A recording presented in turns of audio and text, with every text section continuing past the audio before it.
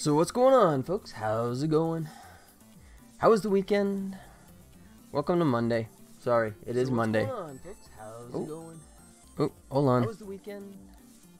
Welcome to Monday. There you go. Oops, had that run in the background. What's up, folks? How's it going? Welcome to the new time. Yes, that's right. Still doing Monday, Wednesday, Friday, but I have bounced to 1 p.m. instead of 8. So, how's it going? How you guys doing? Hope you had a good weekend. No complaints here. You know, went by way too fast. Nothing too shocking there, but happy to be back at it again. Be going for a few hours today. Hopefully, by doing this new time slot, I can actually do a little bit more. You know, starting at 8 o'clock, you know, which is necessary because of the freelance work, which is done now. So, starting now at this time, hopefully I can, you know, go longer because, I mean, man, I was hitting like 10, 11 o'clock, and I was just toast. So, anyways, we'll try this out. See if we can hook up with some people. I know some of the guys that were hanging out with me before, in the later time slot, probably won't be able to make it at this time, but, you know, hopefully they can sneak in sometime. But, in the meantime, thanks for joining, and let's jump in, shall we? Alright.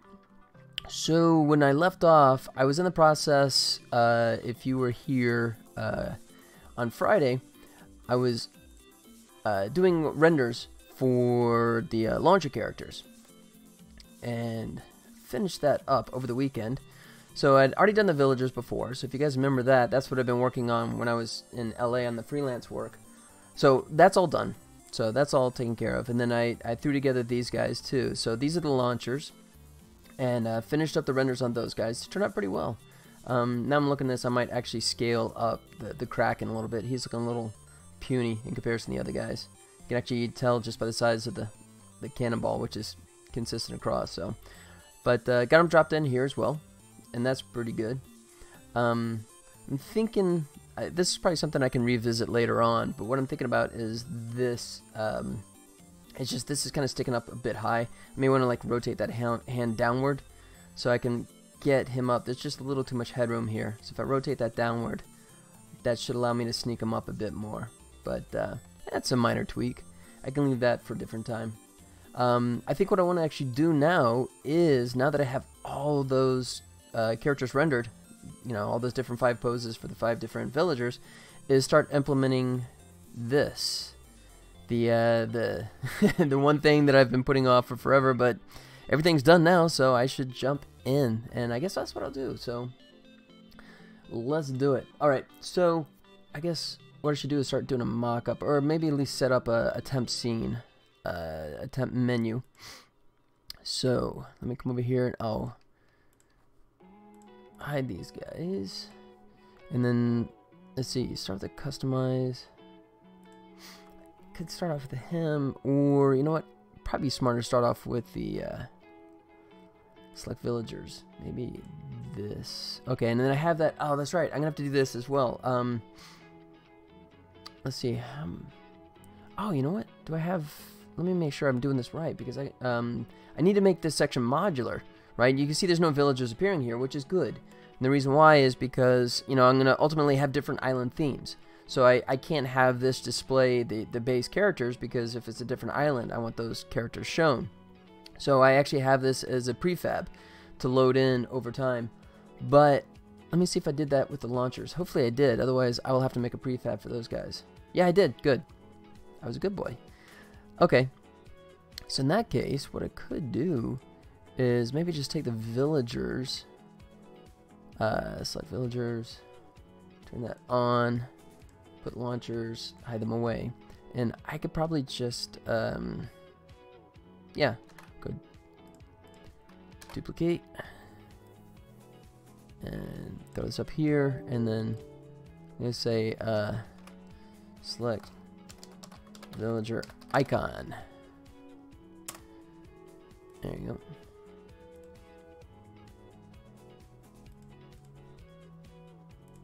There. Alright, let's go into 2D mode so I can get over here to the menu. Get that selected. Alright. Launcher. Alright, so icons. Let's see. See what I can squeeze in here. Select icon. Oops. Alright. Can you hear the dogs in the background? Sounds like we had a delivery there. Let's see. Alright. Let's see. How do I want to do this? I could actually go back to what I just had a second ago and just compress the Y like that. It's not too bad. But yeah, I liked having the thickness be consistent, so let me just figure out. Let's go try 68. That's close. I'm 66. Nope. Alright, I'm just gonna crank this. There it goes. There we go. Okay, 56. I think that'll be a winner. I can close this down just to be clean about it. Yeah. Alright. So I want this all to be the same. Because it's the same kind of concept, right? Although, actually I don't need... That's interesting. Do I actually have... Yeah, I might as well leave it up. I was going to say I could get rid of the gems because you wouldn't use gems to purchase the icons. Gems are only for unlocking new islands and launchers, but there's no reason not to have it available. So if somebody actually wanted to buy them, they're going to find it here too. So I'll actually leave that as is. Alright, so then what I should do is, okay, this is saved. And then what I'll do is come over here to the island and bring them with the villagers. So now I can start playing with this. I'm going to just move it out of the way so I can see this better. Just use this as a... Alright, so I'm going to have 5 different poses. So I think what I might do... I wonder how much I can select and delete at the same time here. Oh, it's not going to let me. Oh, come on, Unity. Alright, so we do it this way.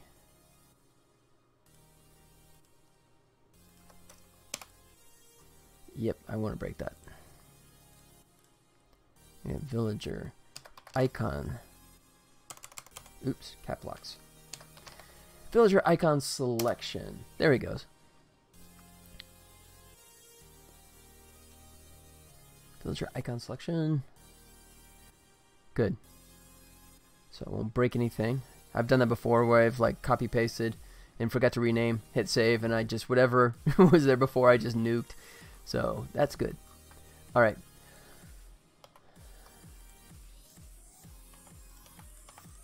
Get rid of all these guys, as well as him. Okay. And then bring this in tighter.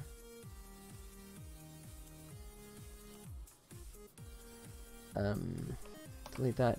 Okay, so I gotta play with this a little bit. I guess let me bring this down.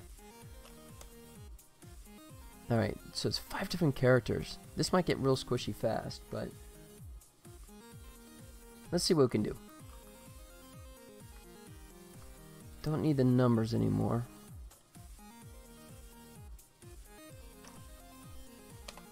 Good.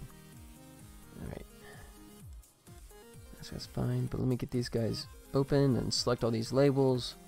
Get rid of them, because we're not using that for that one, so... Excuse me. Okay, and then... Actually, what I could do, just to be slick about this... Check this out, because I got all 5 of these guys here. So let me... tell you what, I'll make an empty object. Make sure it's zeroed out. Like that, and then grab these guys in here, and I say... Villager 1.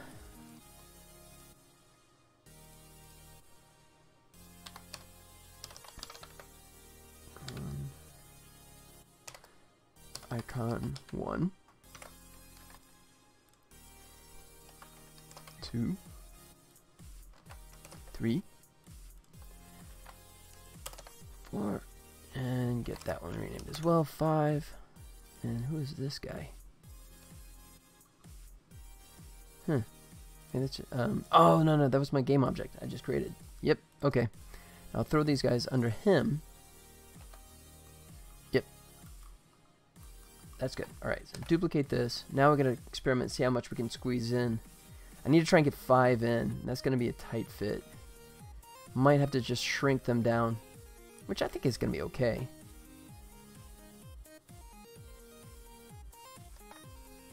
Yeah. Alright, so then, just to experiment, I'll grab all these guys. Oh, that's only 4. Oh yeah, I'm definitely going to have to shrink these guys like crazy, aren't I? To get all 5 of those into that space. Yeah. Okay. Can I do these all at once? Yes, I can. Good. There we go.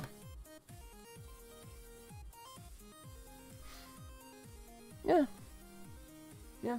Okay. I think that's good. And then I'll just have to space everybody out, I think, just to make it a little more pleasing to the eye. But I think that's going to work. So then let me try and do this all at once.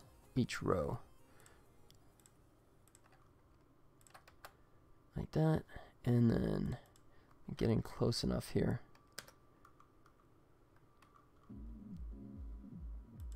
Let me. Oh, no, you're just not going to let me. Group select. So I'll just do it this way.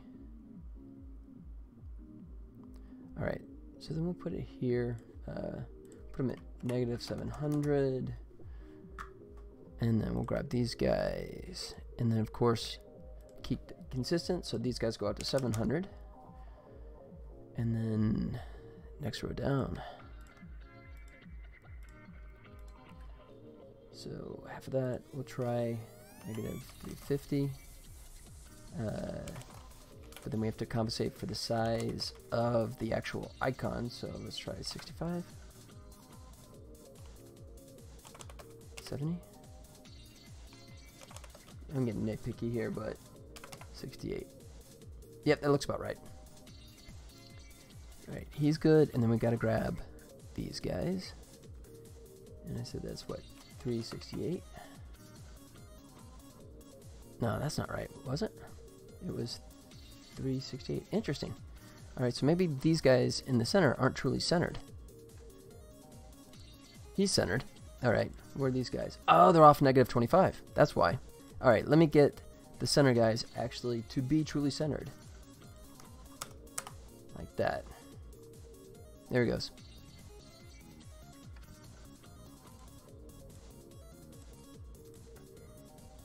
Alright. I'll just eyeball this. That should be good enough. Boom, boom, boom, boom. Alright. So, anyways, what's going on, guys? Just to give you an update here. So, mobile game I'm working on called Volley Village. Been working on it for way too long. Actually, 3 years now. A lot of freelance work has made that number go up higher, but it's sort of an Angry Birds meets Battleship type game. And I'll give you guys a rundown here in the near future. But tell you what, I am doing giveaways. So I'll probably start the first one in about 15 minutes. And you guys can jump in, do some game giveaways. But in the meantime, thanks for hanging out. Appreciate that. Let's see. Alright, now that I've done this, actually I might... where's my Dragon's Lair poster? You know, I wish I had one, man. I do, but, well, here, check this out. Hold on. See, now that you brought that up. Here you go, man. I love Dragon's Lair, but I have an actual, look at that, animation cell from Space Ace, which I got back in the 80s. Oh, wait, let me get that up here so you can actually see it. There you go. So I used to collect animation cells a million years ago, back when they were actually affordable. There you go. So, I have the Space Ace cell, but yeah, the poster actually I found that the Space Ace. Hey, Graybeard, thanks for the follow, buddy. Appreciate that. Welcome, thank you, man. How's it going? So yeah, so the Space Ace poster, I actually found that at Comic-Con a couple of years ago, and you can't see it on here, but One Hawk, hey, how's it going, buddy? Thanks for coming in, man. You can't see it, but it's actually got a signature by Don Bluth, man, which is just so cool. I love that, you know. So that's one of my pride and joys. One Hawk, thanks for the follow, buddy. Thank you much. I appreciate that. So cool. Thanks, guys. What's going on? How's your weekend? Hey, so actually, you know what? Maybe I should do a little rundown here so you guys can actually see what I'm playing with, because you guys might not have been here before. So let me go ahead, and this is a prefab, so let me save him and clear him out, and I'll bring him back here in a minute. But I'll turn off this guy. So the name of the game I'm working on is called Volley Village. Imagine Angry Birds meets Battleship, right? And I'll go full screen here. So you can either play locally, 1-player, 2-player, or you can go online, and it'll be cross-platform. Doesn't matter what device you're on, you can actually go play any other person. But quick rundown, I say Angry Birds meets Battleship. I say Angry Birds because, like Angry Birds, you target by dragging your finger back to target, and then ultimately what you're doing is you're aiming for the... Oh, and I missed. You're aiming for the bouncing buildings, because the bouncing buildings are actually powering the force field up here, right? So, and you see it's not turn-based. You actually see it's in a total race. So you're just frantically trying to take out their buildings before they take out yours. And right now, you see I'm playing the computer, and the computer is going after this little power-up crate. And if he hits it, the green arrow says that he'll get actually speed up. So for 15 seconds, he'll get to go twice as fast. But I'm going to be a little greedy here and just ignore it. Keep wailing away on him. And you can see also what he did is he sent out villagers, which I'm going to hit here. Boom, just to mess him up.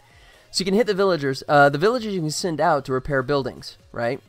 But the trade-off is the more guys you send out, the fewer you have left on the catapult. So your reload times will take longer. So like right now, I'm basically getting a reload. That's a reload meter on the side here. You can see I'm getting a reload mine twice as fast as him because he sent out 2 guys to love the artwork. Thank you. Thank you very much. I appreciate the compliment, man. Thanks. Been working a long time. But yeah, kind of a stylized, toonish look. Oh no, he just got that power up before I did. But check this out. I still got 1 shot left. So I can... Oh, I got it just before he got the shield back up. There he goes. So it's game over. Island's going to sink. And then the sharks will chase off his little villagers here. Watch, if you look at the sides, you can see him getting chased away. The sharks never catch him, because if they did, and if they ate him, then basically it would be, the age range would be going up. Ooh, look at that. That's a glitch right there. They should actually be going in a celebration pose right there. There's a bug. Look at that. All right, I have to look into that. I haven't seen that one come up before. Okay, well, as you can see, game isn't quite done yet.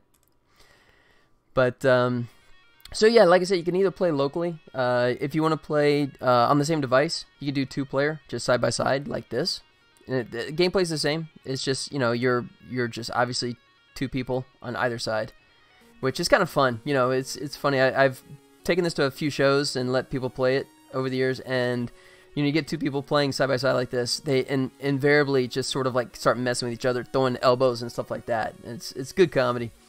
But yeah, so I love the concept. Thanks, One Hawk, man. I appreciate that. Thank you much. Okay, so the other aspect that I talked about, I said, is Angry Birds meets Battleship. And the Battleship aspect comes in here because you can actually customize the layout, just like in Battleship. So you can hit randomize, put it all in there. Is any piece of software ever done by the coder? Yeah, you're looking at the coder. You're looking at the artist and the coder. My company is called Scary Robot, but I am actually a 1-person company. So what you're seeing here is me. And you see the art and you kind of go, oh, that's cool. And then once I actually start busting out Visual Studio and you start looking at my code, you go, oh, there it is. Oh, he's definitely not a coder. Look at that. That's ugly. But it runs. That's the cool thing, is that it runs moderately fast even on an old Android device. So yeah. So my strengths are my art side. I'm a self-taught programmer, so my code is terrible, but it does work, and it seems to be relatively bug-free in spite of what I just showed with the guys not jumping up at the end there. But so yeah, it's me. Full disclosure, actually, I'll say this: the character designs, I was doing them originally, and I wasn't really happy with them, so I did farm out the original character designs to a very talented artist I know named Daniel Thomas. Who actually has some art in the Unity Asset store as well.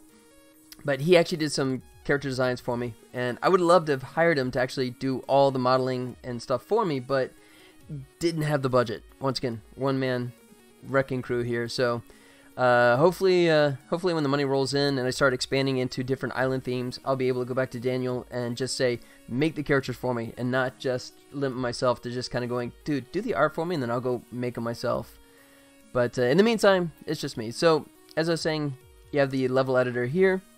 You can either go random, or if you want to do it totally customized, you can actually put the pieces wherever you want. Any piece can go anywhere with the exception of your launcher, your tower. I limit you to these 4 spaces. 2 reasons. Number 1, I don't want you to cheat and like put like up here and then put like the little towers, you know, behind it, so you know the shield blocks it. How was the Steam presentation at IGDA? I didn't get to see it.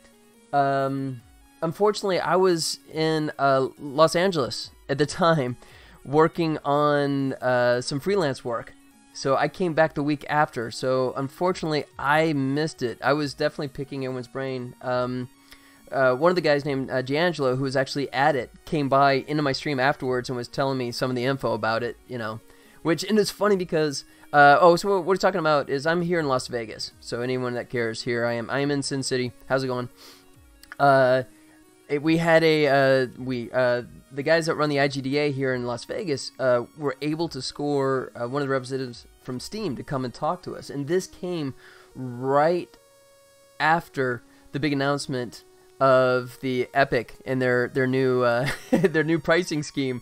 So of course that was the elephant in the room, and you know he did get asked about it, and I felt for the guy because this was so new that they obviously didn't really have a strong discussion about it yet. So I think his argument was along the lines of, well, Steam offers a lot more than just you know putting your game out there. You know, there's tremendous amount of benefit for being part of Steam or something like that. I'm paraphrasing, third party, but it must have been kind of an awkward moment for him. So I did not unfortunately get to see that. But apparently the next one we have a representative from Unreal coming, which, I mean, I love Unity, but I think Unreal is a fantastic piece of software too, so I'm looking forward to meeting those guys as well. But yeah, the guys that are running that thing, Grover and Gunnar, man, those guys are fantastic at just getting these speakers that, I mean, it's amazing, you know. And we get good turnouts. I mean, at least for the Vegas area, man, we're getting some good turnouts. But all right, so sorry. So as I was saying, you get the pieces in here, right? And you just hit save, and then you just throw it in a little slot, and boom. Now this island is lining up exactly to that layout that I just created. So you can customize it. So if you have the ideal layout, what you think is going to be perfect, not a problem. Set it up, and it will work off coins. When you play an online game, you can play for various levels of coins, and the coins are multi-purpose. Obviously, they're for the matches, but also for unlocking the characters as well. I have these already unlocked just in my test mode, but these will be coins. And what you'll see here is the difference in performance is super minor. I'm not doing a pay-to-win game. This is mainly more of a visual aesthetic kind of thing. You know, there's slight differences in character abilities, but super minor. And you see what I also do is I don't let you just load up. You can't just unlock the wizard and do like 4 wizards, you know. You can only do 1. So that kind of prevents anyone from just stacking the deck, even with that minor difference. So I'm really trying to keep a balanced game. But once you unlock all the characters, you can just choose whichever ones you want and put them in the positions you want. So ones that are faster at getting to the buildings and maybe reloading faster, you could put those in the beginning of it. You know, so like these guys are obviously much better at the building, so you'd want a wizard since he's most powerful. Maybe the orc in there as well, and then maybe the dwarf, and then the female warrior, the male warrior. They're pretty even, so you could go either way with those guys. And then mascot. So you also have the mascot character, and that comes into play when you play an online match. It starts off with a face-to-face with you and your opponent and your chosen mascot, and they do these taunt animations, which I'll show you in a little while here. And then after the game finishes, you can choose your response. You can just make it a positive, negative, or neutral response. And each one of these characters, these villagers, has distinct response animations. So it's a way to tailor it, you know, just kind of make it more personalized for the player. And then, of course, coins. You can either get coins by the traditional sense of watching videos, offer wall, or then every hour you can hit that and you get free coins, 25 coins every hour. So just, you know, the more you stick around, that's pretty cool. Thanks. Appreciate it, Hawk. And then if you want to, you know, like me, I'm not a buyer. I mean, I'll watch videos, you know, to get more content in games, but for those that want to buy, obviously this isn't displaying values here because I'm in the editor, but once it goes out to mobile devices or in a true build, it would actually show the values here. But right now it fetches this information. I'm on the Android side, so it's going to fetch the numbers off of the database, but they'll pop up here, and then the same for the gems, you know. So coins are what you're going to use the vast majority of the time. Gems come into play, like I said, for the launchers. Yeah, so this one I have not unlocked these guys. So, you know, you can see it's nothing too big. 20, 25, 20, 20, and 30. I thought I was going to make that 25. Should update that. And then this won't really change performance of the game. They don't fire faster, they don't fire more accurately. It's just mainly a visual aesthetic kind of choice. And then obviously, if you choose them, you get coin bonuses whenever you play random matches. So there's a bit of a reward for you guys just to jump in and do that. But speaking of rewards, hey, check it out. We're coming up on 1:30. So what do you say I do my first game giveaway? Since you guys are hanging out with me, I want to reward you guys for doing that. So, tell you what I'm going to do is I just started this recently, so I'm trying to get up to speed on the best way to accomplish this. But what I'm going to do is actually give away Steam codes. And what I got first is, let me fire this up. We'll say, how should I do this? I'll go this way. We'll start the clock on that one. I'll fire this up. There you go, Beholder. And let me actually get it running. Fire it up here in just a second. Start giveaway. There it goes. It should initialize. Alright, so like I said, I'm still working the kinks out of this giveaway stuff, but yeah, there it is. A raffle for a free copy of the game Beholder. It's a fun little game too, so all you guys got to do is just type !raffle in the chat, and then 30 minutes now we'll take all the people that enter in and pick a random winner. So if you guys are hanging out with me and you want to win a free game, go check out Beholder. I know there's a Beholder 2 already out, but you know, come on, it's a free game. How can you go wrong with that? So there you go. So at your leisure, if you want to just type !raffle, you will be entered. Alright, so that's everything. And then this is what I'm working on right now. So the final little bonus thing is you can actually set this up and personalize icons. You know, you can personalize, you know, and that's the one thing. That's what I was working on when a couple of you guys just dropped in, is setting all that up. Because all the other menus, these are good to go, as you see, right? They're good. They're looking good. And then the editor's been working for forever. So that's good. So then what I need to do is work away on getting those other ones done. So let me come back to where I was before. Let's see.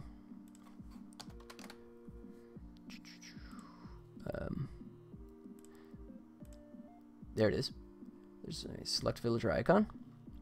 There he goes. Why did I choose Unity over UE4? Great question. Mainly because I've been a Unity user for, honestly, a decade now. I actually bought Unity when you had to pay $150 for the base version 10 years ago. And back then, it was actually a Mac-only editor. And it was the first thing that I started with. It's just the first one I was using, so it won mainly by the fact that it was available at the time. You know, I don't even know if you go back to, I mean, well, I started playing even before then. So, I mean, if you go back to 2007, 2006, and look what the choices were for UE4, or Unreal Engine back then, it would have been UE4, of course. I think it was like, I mean, all kinds of costs. You know, it's way before they went to the free concept with the royalties. So for me, it's just, you know, I jumped on board with Unity, and you know, when I started using it, Unity had a lot more options in terms of choices for development. Back in the day, it actually supported programming in Boo, C# or Unity script, which is sort of like an offshoot of JavaScript. And for me, once again, I'm not a programmer. I'm not a programmer by trade. So Unity script, JavaScript, was much more forgiving. And that's what allowed me to sort of like put a toe in the water and start developing for it. In my first game, I spent 2 years. I had a day job, but I would work on the game at night and on weekends for 2 years. And, by the time I was done, I was actually getting pretty proficient with the JavaScript, or the Unity script, rather. Excuse me. And then the great thing about Unity is that there was these plugins that would start dropping in the store that would fill in the gaps. Namely things like ad network support, multiplayer tools, and all kinds of things like that I have no idea how to accomplish. I mean, I'm using online multiplayer stuff that I couldn't even dream of actually programming myself. But because I have these plugins, I'm using, for my user base, I'm using a plugin called Kombu that I bought for $50. Best money I ever spent. That plugin is fantastic for user data. And then for the actual multiplayer stuff, I'm running that in TSharenNet, TNet, written by the guy that also wrote, NGUI as well as UGUI before he left and let Unity take over completely. So that's it. I mean, at this point, if I was to come in now and look at it, I don't know. I mean, there's pluses and minuses to both sides, now I've migrated from UniScript since Unity was phasing it out, and I'm now full-time C#. So the idea of stopping down on C# and going back to the bottom of the learning curve to learn C++, which is what UE4 uses. And I know there's Blueprint, but Blueprint can still leave you hanging for certain things. And there invariably, if you're doing a really high-end game, you're gonna have to code, right? So the idea of going back and having to try and learn all of a new language all over again just seems a little daunting to me. And I'm not sure what Unreal status is in terms of plugins. But having said that, my general rule of thumb is people ask, blueprints are just too messy. my general rule of thumb is this. I say this, look, simple if then else flowchart. If you want to make a AAA game, and you have the people to help you with it, right? If you have a crew of people that can handle the different skill sets, right? Even if it's a small crew, but you have ones that can definitely cover the necessary things, and you want to make something just drop dead beautiful, and you're specifically aiming for a desktop kind of platform, dude, Unreal. Absolutely. I will never deny that, man. Unreal is beautiful, right? Just out of the box, it looks beautiful, Conversely, if you're more like me, you're a one-man wrecking crew, and you really need help in a lot of areas, I mean, like I said, I literally own a couple hundred plugins, and I've used a majority of them in my game development, because this is actually game number 6 for me, by the way. I've released 5 so far, and this is number 6. So, it's just, I tend to say that, look, if you're a smaller team, or you guys don't have as many areas covered in terms of skill sets, then I think Unity is more forgiving, and then Unity gets the black eye because it is so easy to create content that you get some stuff that's way less than stellar, and Unity got that. I know it has the reputation on Steam as like, if it's Unity, it's crap, and it's like, yeah, no, not necessarily. There's plenty of beautiful games on there. So there you go. There's the long-winded explanation of why Unity over Unreal. Just because I'm doing it too long and I'm too old to start all over again. How about that? Yeah. And I did actually, true confessions, I actually did work with Unreal, I don't remember what version it was now, but this was a decade ago, because I've been doing, I'm an animator by trade. I've been doing animation for 20 years. And I did work on a commercial for Unreal Tournament a decade ago, which we finished it, and I was doing the animation in Unreal Tournament, which at the time was a nightmare, man. That was scary, but I'm sure it's improved over the decade since. But that was my last hands-on activity with Unreal. I think Rust is made with Unity, and it's a great game. That's true. You know what? And that's the reality. To me, that is a total reality. Is you can make an amazing game with GameMaker. I mean, any game tool out there, you can make something amazing, right? I mean, Super Meat Boy, I think, started off as a Flash game, didn't it? I'm pretty sure it started off that way. So any tool can make an engaging game. Just like any amazing game engine can also make a piece of garbage, you know. So it completely depends on the individuals that are making, you know, the content, I believe. So that's my 2 cents, you know. So there you go. Okay, so now actually I got to go through all these. I might tell you what I'm gonna do. I'm probably gonna like nuke these other rows. I know they're good. What I might do is just jot down where they are. So say it. This would be, oops, that's good. Put these guys at 89. Ooh, nope, I didn't want everyone selected. Oops. Okay. But yeah, so I say just, you know, don't focus so much on you have to choose the perfect tool, otherwise you're gonna make a crap game. No, I think you play with them. I mean, they're both free. You can download either game engine for free. So download them both. If anyone that's starting, I definitely say play with both of them and find out which one is more comfortable. Blueprint comes free with Unreal. So for a new user that doesn't code, that automatically puts Unreal at a higher advantage than Unity in my book, right? But and then, you know, I mean, there are editors in Unity. You know, there's like Playmaker, but I mean, you gotta fork out the cash. So I mean, if you're still just experimenting, you know, then Unreal is a good choice. I know that I went to Unity Unite, not that many weeks ago, and saw that they are actually finally working on a visual script editor, a visual editor, not script editor, but a visual editor, kind of like Blueprint. But as I understand it, it's not even like get its first appearance until 2019.2. So that's not going to be a viable option for quite a while anyways. So in that case, yeah, Unreal definitely wins out for sure. For anyone that's just starting out that doesn't know coding, but doesn't want to make any financial investment. No. But that's it. You know, I'd say play with all the engines that are out there, especially the ones that are free. You know, a Lumberyard, you know, whatever status it's in. D'Angelo, my friend, who actually teaches classes in it, brave soul. From my experience with both engines, I like programming C# way better than UE4 Blueprints. Yeah, I know, I won't argue that. I mean, you know, that's Blueprints. As long as Blueprints does everything you need, then Blueprints is a fine tool, right? But as soon as you hit something that you can't do, then you're totally messed up. Then you have to go code. Obviously, with C#, you can do whatever you want because you have carte blanche at that point. But the problem is you have to code it, you know, and that's obviously the nasty trade-off there. All right, let me get these guys open up. All right, I gotta think about how I want to accomplish this. I'm just trying to think the fastest way to address this. Blueprints are easy, but when it gets spaghetti, it's hard to track. Yeah, much like my code, as you'll see over time, once I start going into it. My code is pure spaghetti code at this point. A combination of reasons. One, because when I first started developing the game, I wasn't sure how it was going to be. And then I was constantly adding new elements to it. Combined with also the fact that I've improved as a programmer just over the last 3 years, even though I've been doing it 10 years. But, I mean, just, you know, the C#, I've only been doing that full-time like 4 or 5 years.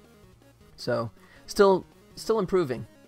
But, yeah, like I said, once I bust out the old, you know, here he goes.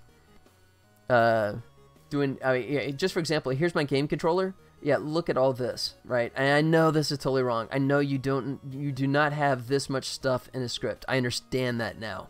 But unfortunately, this is legacy, you know. I mean, some of the stuff dates back literally 3 years now. So the idea of trying to take all of this and split it up into all the separate files like it should be, no. No, not gonna happen.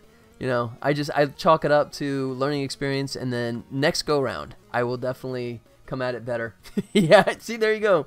He was like, wait, how can he do art and coding at the same time? That's how, because the coding is the coding is just, it's kind of there. You know, about the best thing you can say. All right, so yeah, all right, so I'm gonna switch out these guys. So I have these different poses. That's what I was talking about before. So we got like boom, and then that guy, and then I'm missing one more. 1, 2, This one? Alright, let me go in order. Otherwise I'm going to totally muck this up. Alright, he's D. Okay. So he'll be A. Oops. Nope. Forgot. I gotta select that. So he's A. He'll be B. No! I keep doing that. The menu's up and I select this. I think that updates this menu. I forget you gotta hit this every time. He's B. He's C. And he's D. Good. Okay. Oh, no, wait. No. See, I did it again. E. I'll close it. That way I can't get stupid. Alright. So, let's see. Now I'm looking at this. I guess it'll be okay. I'm just thinking he's a little scrawny in comparison to these other guys. I may want to... I can revisit that later on. I may want to actually scale this guy up when I bring him in. The sprite, that is. But for right now, I'll leave it. You know, so the idea will be, so you can choose, you know, you start off with just this character available, and then all these other characters will be initially locked, and you can unlock them through a combination of gameplay and coins. Would I say that with the gameplay, the reason I do that is I put little locks on them, and you have to get unlocked cards that come through just playing the game. My motivation there is just that I want to make sure that people don't just get the game and just try and unlock everything instantly from the get-go. You know, although I appreciate the idea that they'd spend enough money to do that, I still want to make sure that they play the game. So, you know, it won't just let you do everything. You know, you have to play for a little while, and then it becomes available, and hopefully the idea is, as you keep playing, you also get the coins, so you'll have the finances to unlock all this stuff and want to do it, and don't just forget about it. But each of these will have different poses. So that was one. Let me knock all these guys down. Actually, let me expand it this way. There he goes. All right. So this is gonna be 2. So let me reverse select everyone except the villager 2, and then hide all that. There he goes. So then we have the male warrior and then the female warrior. Alright, and then that's our initial pose. And then it should be B. C. Alright. And if you guys ever saw the earlier videos, you can actually see me working on these individual poses. These are 3D renders that I did last month while I was freelancing in LA on my off hours. So, and these would be the different poses. And then what I'm going to do is eventually set them up so you get these shields. And in this case, most of my content is real, but I mean, some things like my GUI, these are actually pre-bought stuff. You know, there's no reason to reinvent the wheel. And if there's some fine stuff out there, and there's a ton of fine stuff out there, then I'll make use of stuff. You know, it's good to try and make it your own, customize it as much as you can. But for example, if you come over here to my purchases, and like I said, here you go. Yeah, like I said, I love plugins. If you can see that number, it says 376 plugins. Now, part of that is because I had a pro license. So for years, when you had a Unity Pro license, every month you would get free plugins and super discounted plugins. So that's part of the reason why that number is so high, but I still have bought a ton over the years. Absolute big fan of plugins. I mean, if it 25 bucks and it saves you, you know, even a day or half a day worth of work, that's money well spent in my book. But anyways, I was over here because I was going to show you shield. Oh, sorry. I'm looking at the wrong thing. I want to search my actual assets. Shield. There it goes. I love this thing. This is such a nice shield. I don't remember. I picked it up February of 2017. That's kind of cool. You can actually see when you bought this stuff, right? Yeah, there's a lot of plugins. True that. Well, just in this game alone, I'm using at least 10 to 15 plugins just in this one. So that's like 3 or 4% of all my plugins alone, just for this one game. I mean, just like the character shading, I'm using a toon shader. The particle effects, once again, there's so many great particle effects out there, and just as long as you kind of break them out and don't just take the default, but kind of tweak it for your settings, you know, change the colors, change the scales, you know, and you know, mix it up, then you can really personalize it. And I don't think it's a situation where you're just, you know, doing the traditional flipping thing where you're just taking content and dumping it out there. pre-existing content. No. But so yeah, so check this out. So I'm thinking probably this one. Yeah, either this one or where's my red one? Where is it? I'm losing it. Is it less? I thought there was a... Oh, there it is. It's just hidden down below. Yeah, so either this red one or this kind of stone one. I haven't decided which one I like more, but so these icons, right? You know what? Actually, come to think of it, I guess I should actually replace this background with this, shouldn't I? That would actually make sense. So tell you what, guys, I'm going to go ahead and add yet another plugin to my scene. So hopefully this won't take too long. I'm not sure how large it is. Let's see. That's 100 meg. That won't hopefully take too long to import into my project. But I am kind of anxious to get this dialed in. And I think what I'll do is probably tuck it into... I have these atlas maps for all these guys. So if we come up into my atlas... Oops, it's thinking about it. Hold on. Come to atlas. Yeah. So here's my atlas for my custom characters. And it's a 20 by 14... a 2048 by 1024. But I still got this space here, so I can throw in the shields on the side here. Why is he humongous? Wow. Okay, I gotta shrink him down. That's crazy. Let me do that. I dropped these guys to 256, but he looks like he did not get shrunk down. So, let me come in here. Cyclops. Yeah, look at that. He's gargantuan. So let me drop him 2056. And then we come back into NGUI, open Atlas Maker, and then we update him. Hit update. I love this, man. This is just, once again, plugins for the win. If I was trying to update these little character sheets myself, nightmare. Alright, so if we come back to Atlas, and we bring this guy back up again, there he goes. Yeah, now he's nice and shrunk down. And he should hold up. I mean, because I'm not really blowing the characters up pretty large at all, so. But, alright, so, by the way, you guys, I don't think actually anyone jumped in yet. If you guys want a free game, hit exclamation point raffle. You got about, what, 9 minutes left before I actually do the drawing. And so far, let's see. There is a whopping 0. So, if anyone jumps in with a exclamation point raffle right now, you have a 100% chance of winning in 9 minutes. So, if you think about doing it, man. Otherwise, I'll just recycle it and do it again later. I'll do another one. That's funny. Okay. Ah, man. Behold, it's a good game. Look at that. I can't even give it away for free. Alright. That's okay. If you guys are just hanging out, lurking, that's cool as well. If you muted me. I understand. I wouldn't argue that too loudly. But here you go. I have no way of actually highlighting it, but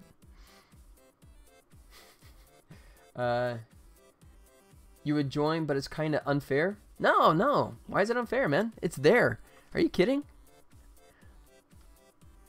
No, man. I love joining contests when there's only, you know, myself. I'm guaranteed at least get like 3rd place that way. Not sure what kind of architecture you're using. Is there a central server or is direct communication between players? But how does one load, test, an online mobile game? I assume it is a one-player game. It is a 2-player game only. Yeah. So and then of course my little bot kicks in there. So definitely, you know, short time left to. You got 7 minutes left. Come on, man. Somebody wants a free game. Right now, it's guaranteed you. Graybeard, so to answer your question while you're typing exclamation point raffle. Okay, that's the last time I give up. So I'm using NGUI, or excuse me, to ShareNet, TNet, for my multiplayer stuff. It is actually player to player. I have a server that just handles the connection, but after that, one player serves as host and one is guest. And the data just, it kind of still goes through the server, but it just bypasses right through. So, there you go. Hey, there you go. Hawk, there you go. So far, look, you got a guaranteed win.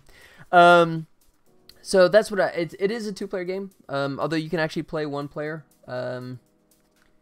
Hey, oh, you got competition now. Uh-oh. So, all right. But, so yeah, I can, let's see. You know what? I could probably try and bring it up if you're that curious. Not sure if I can, let's see. Bring this over here. Whoa. Sorry. There it goes. So yeah, here's my remote desktop. So I just on this computer that is somewhere, I think it's in Ohio. It's in I'm using AWS. Oh, Betrayer's the game. Well, but you'll have a game code and you can give it to one of your friends. Say Merry Christmas. Here you go. Here's a cheap gift. Because I'll be sending you a Steam game code. So there's no reason why you have to, if you already have it, there's no reason why you can't just share it with someone else. So there you go. It's the gift that'll keep on giving.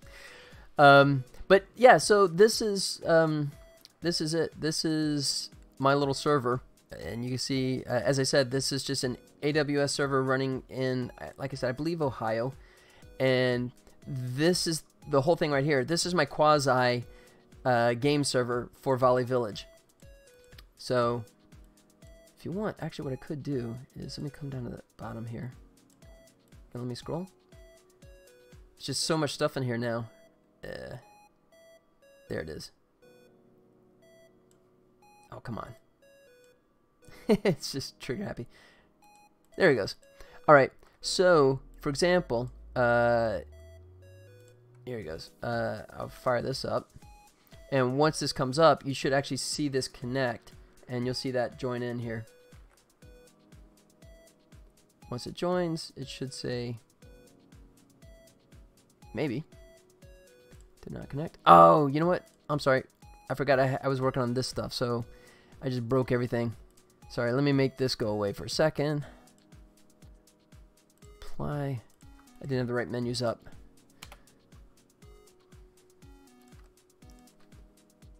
Boom. And menu. Make him go away. There it goes. Hit save. Right. So now, once it comes in and logs in, boom, it should show it. That's interesting. I'm not sure why it's not showing it. Well, when in doubt, since I'm still in test phase and I'm not going to hurt anybody, there, I'm going to kill my server, close it, and restart it.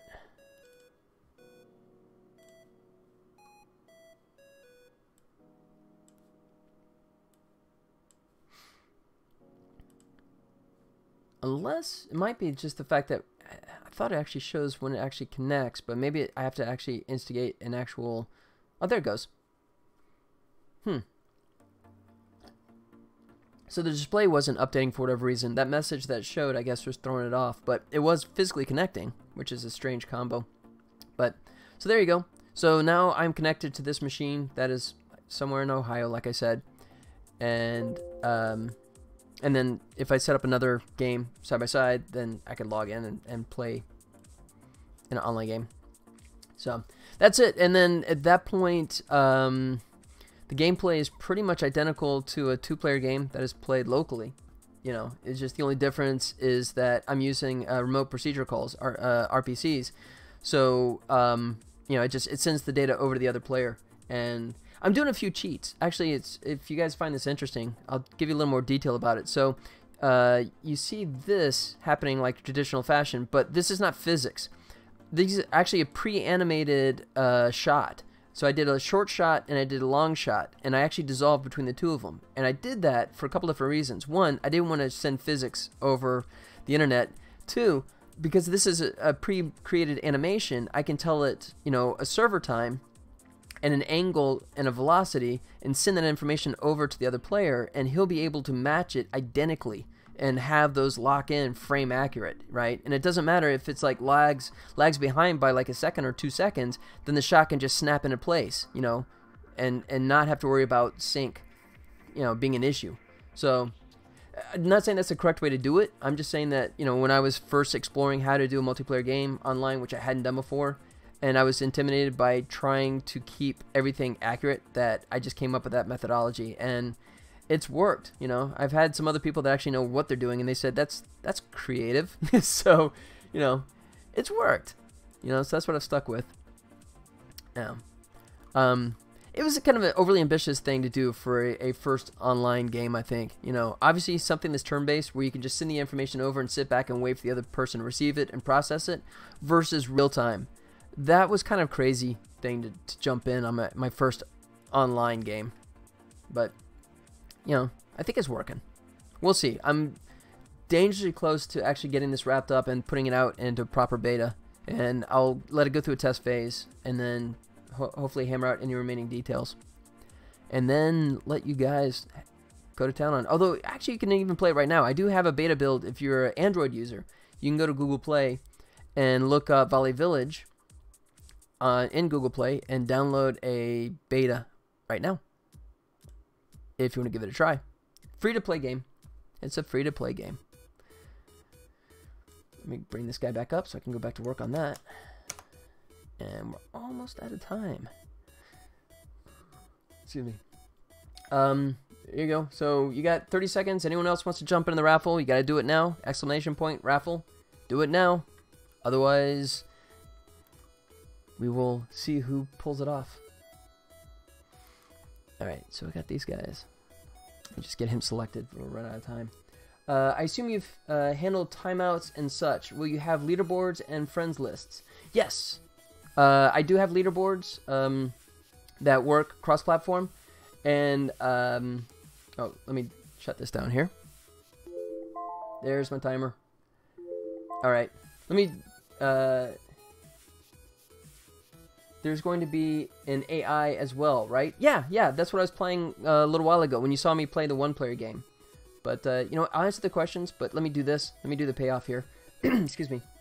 All right, time to pay off the raffle here. Here he goes. All right, I'm doing the pick winner. I'm hitting the button, and it comes back as Hawk. There you go, buddy. Congratulations. You got yourself a free copy of... There you go. Woohoo. All right, let me knock that down. Knock off the holder. And, yeah, you're welcome, man. Thank you for hanging out with me. That's sort of my way of thanking you guys for putting up with me just rambling as I plug away. Okay, so let me come back to your questions here. So you specifically were saying, yeah, so the way I handle timeouts is kind of ugly. Okay, so I had to make a tough choice on that one. And here's the problem. Excuse me. What I'd love to do is have it where if a player drops out, right, they can come back and then just reconnect and then get brought up to date. That's ideally what I want to do. But here's the catch. Because it's a situation where one player is the host and one is the guest, if the host drops out, the way ToShareNet kind of works with this is it kind of breaks everything, and it'll kill that session, right? And trying to, you know, in the fraction of a second, trying to get the host information transferred all the way over to the other person and have that person suddenly turn into the host, right, is just, it was too much of a nightmare. And it was not really a viable option. So unfortunately, the way I work now is that I create a heartbeat, and if you lose touch for a certain amount of time, I drop you out, and I just say, sorry, you're out, you know. So, you know, if it's a second or two, then, you know, if you drop out for a second or two and come back, that's cool. But if it goes beyond that time period, then I boot you. I mean, it's not elegant. It really is not elegant. I would like to do something prettier, but it was using the tools that I was using, it was sort of the way I could pull that off. So, you know, once again, still a learning phase for me. But let me send Hawk his thing here. Let's see. Oh, I gotta do it on... I can't do it on Streamlabs, so let me do it over here.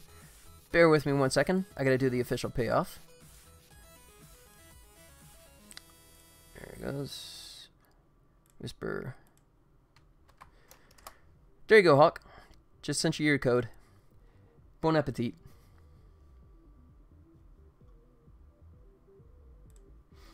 Alright. I didn't mean to do that. How do I make that go away? Okay.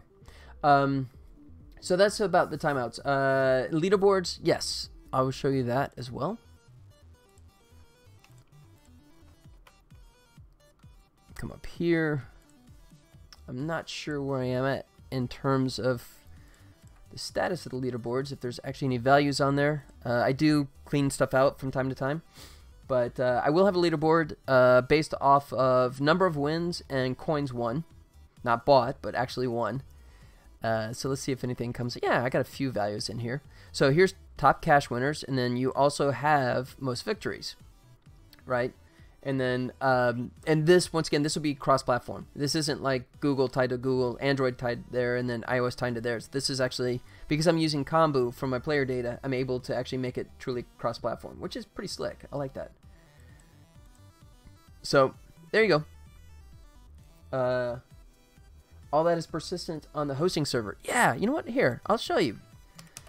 I am never not willing to toot the praises of Kombu. Client user. There he goes.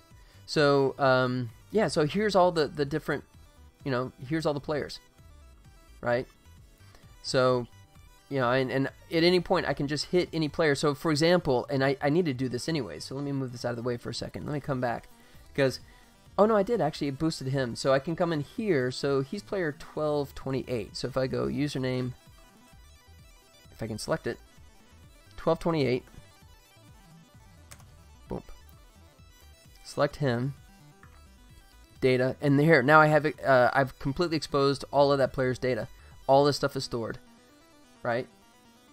So, and then, I mean, if I, you know, if I need to address anything, right, I can, here, I'll just give myself more coins, 1069. So now, if I start a game and come back to refresh, come back, and you will see that I now have 1069, 10609 rather. So I love Kombu, man. If you're, even if you're just doing something where you don't want to actually have any multiplayer, player versus player stuff, but you just want an online leaderboard and you want it to be cross-platform, Kombu is an absolutely fantastic tool, and it's so great that it will actually connect it to, you know, different things. You can connect it to a Facebook account, you know, Google Play, Apple Store, any one of those kind of things. You can actually connect it to, even like, I think like Twitter and different things. So, is there going to be some ranking system based off of the leaderboards? You know, you're not the first person to actually ask if I was going to do a ranking system. The short answer is not initially.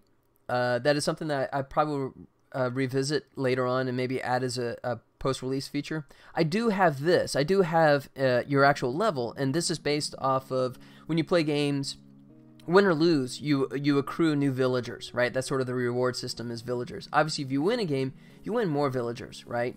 But when you win enough villagers, boom, you get bumped up a level, you get some free gems, right?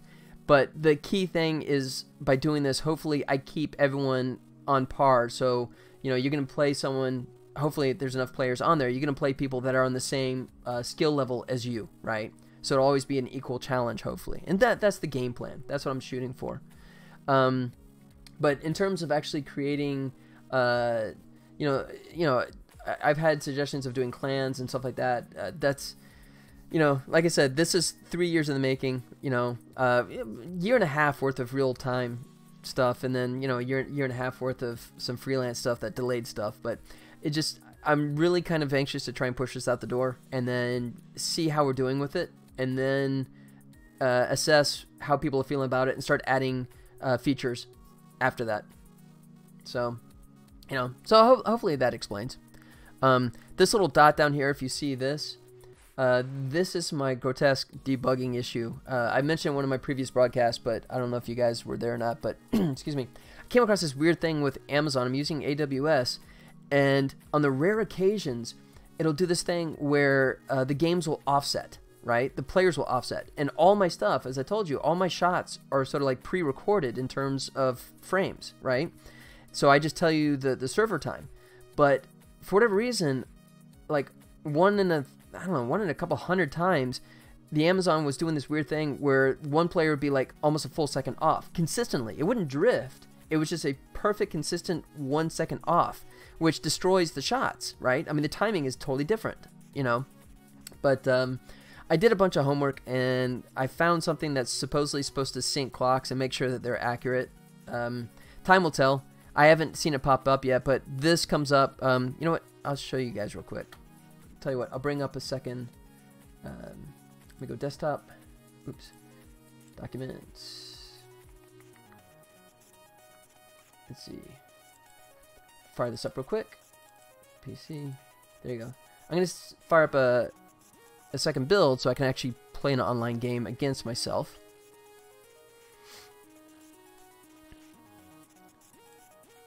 And then fire this online. Go here. Here. And then there he goes. So there you go. So this is what an online multiplayer game looks like. Pretty much indistinguishable from a one-player game, except for the fact that, you know, these are two different humans. So if you watch, if I drag this, you can actually see above, you know, it's perfectly synced. And rather than doing like an animation sync, I'm actually just doing it as a 1/10 of a second update. If you move it, it actually sends that information over. A couple different reasons I did that, but it was a simpler thing because I also use it as a simulation when I'm playing in a one-player game as well. If there is no opponent and I have to drop in an AI, I want to have that kind of working as well. But here's the cool thing. So if you see these numbers here, this is my server start time, and you can see 847, 847. So yay, it's actually in sync, which is good.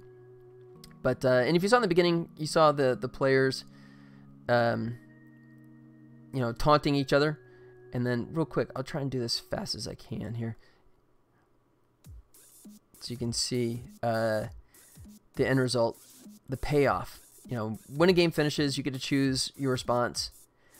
Because I don't have any in-game chat. I don't have any way of like talking to the person.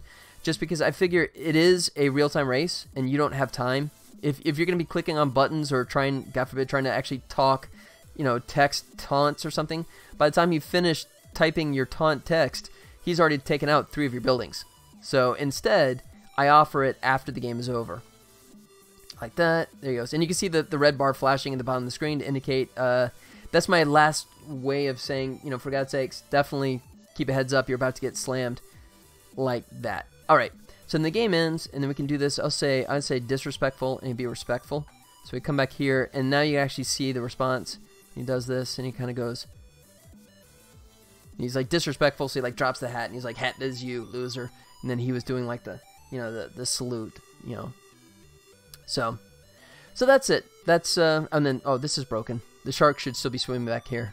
So there's another thing I got to look at. But yeah, in case you missed it before, you're asking about if there is an AI, and there's absolutely an AI. It's a base one right now. It's pretty simplistic. I'm gonna refine him after I do my first beta release. He functions fine right now, but I want to add more variance to him because right now he automatically sends out 2 characters every time.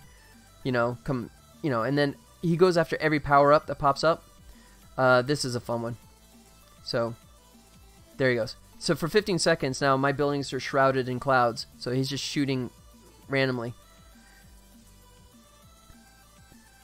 Yeah. So yeah, so it's the AI is rudimentary. It's good.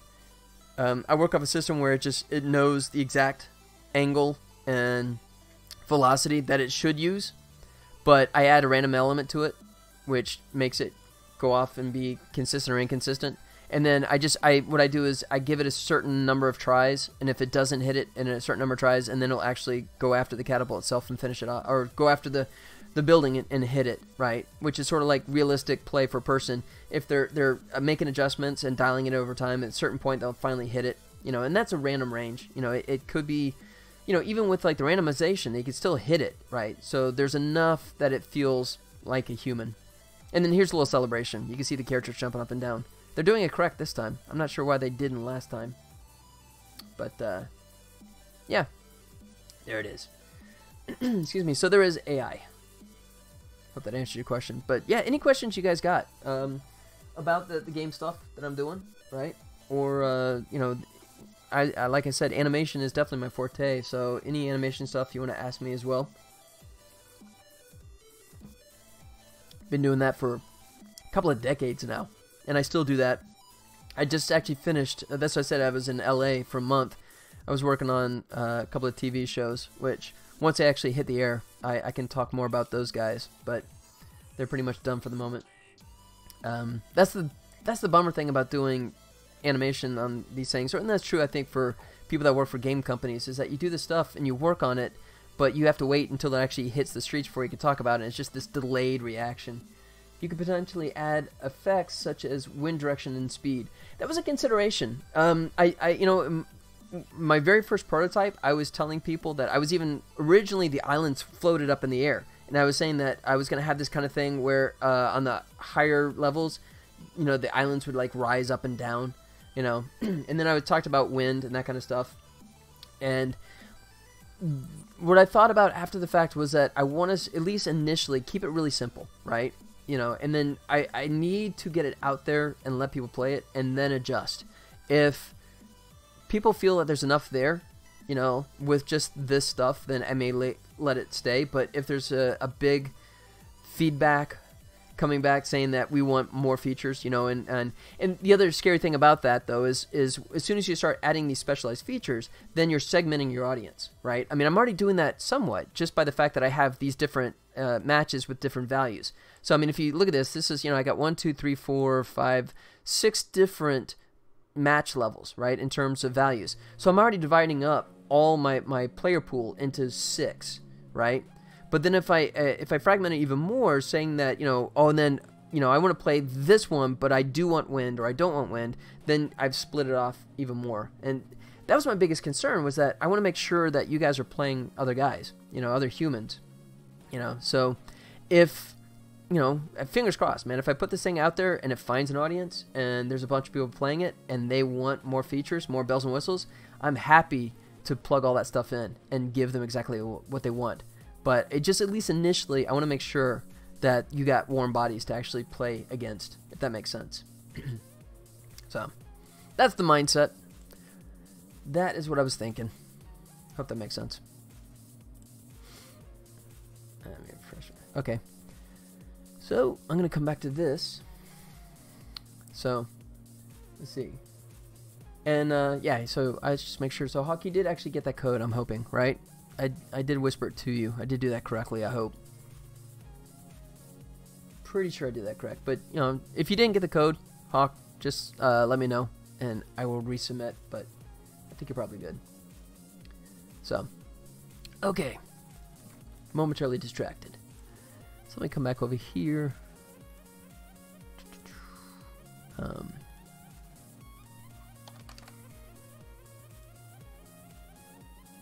That's what I wanted. Alright, yeah, I'll leave that there. You got it. Cool. Awesome. Alright, well, I'm going to do another one too. So, stick around, man. If you hang in there, I'll go away with a couple. Maybe I'll have one that you don't own yet. How about that? But, yeah, it's just my way. I appreciate you guys hanging out and chatting with me. So, I want to pay you guys back for doing it. And, I mean, a lot of the same thing for me. A lot of these codes are ones that are games that I also own. I buy in these groups, and they're great games. So I want to share them with other people because I have no way of cashing them in myself since I already own it. It's weird. Through the Whisper doesn't work on the desktop app. Really? Okay, because I did actually send it through it, but. So, that's weird. So, you didn't actually receive it on the desktop app. That sounds like a bug. And not in my game for a change. That's a good change of pace, but wow, okay. Well, but you did track it down and just like on your phone or something like that instead, which I think is fine. Alright, so then I'm moving on my third villager.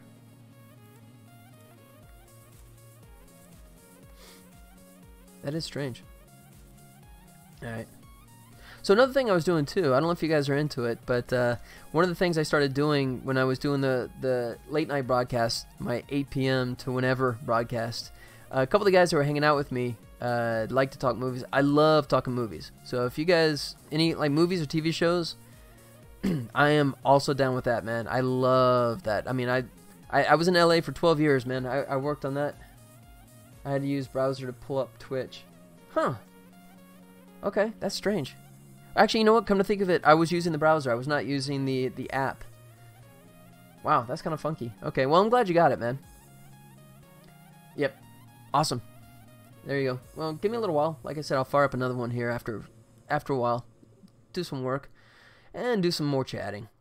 But yeah, as I was saying, if you guys in the mood to talk anything movies or TV stuff as well, also happy to talk about all the TV shows I've worked on over the last 20 years. I don't know the age range here, so it's very possible some of the TV shows I've worked on were on before you guys were even born, which I say that jokingly, but it actually has been the case before. So, but yeah, always looking for good movies.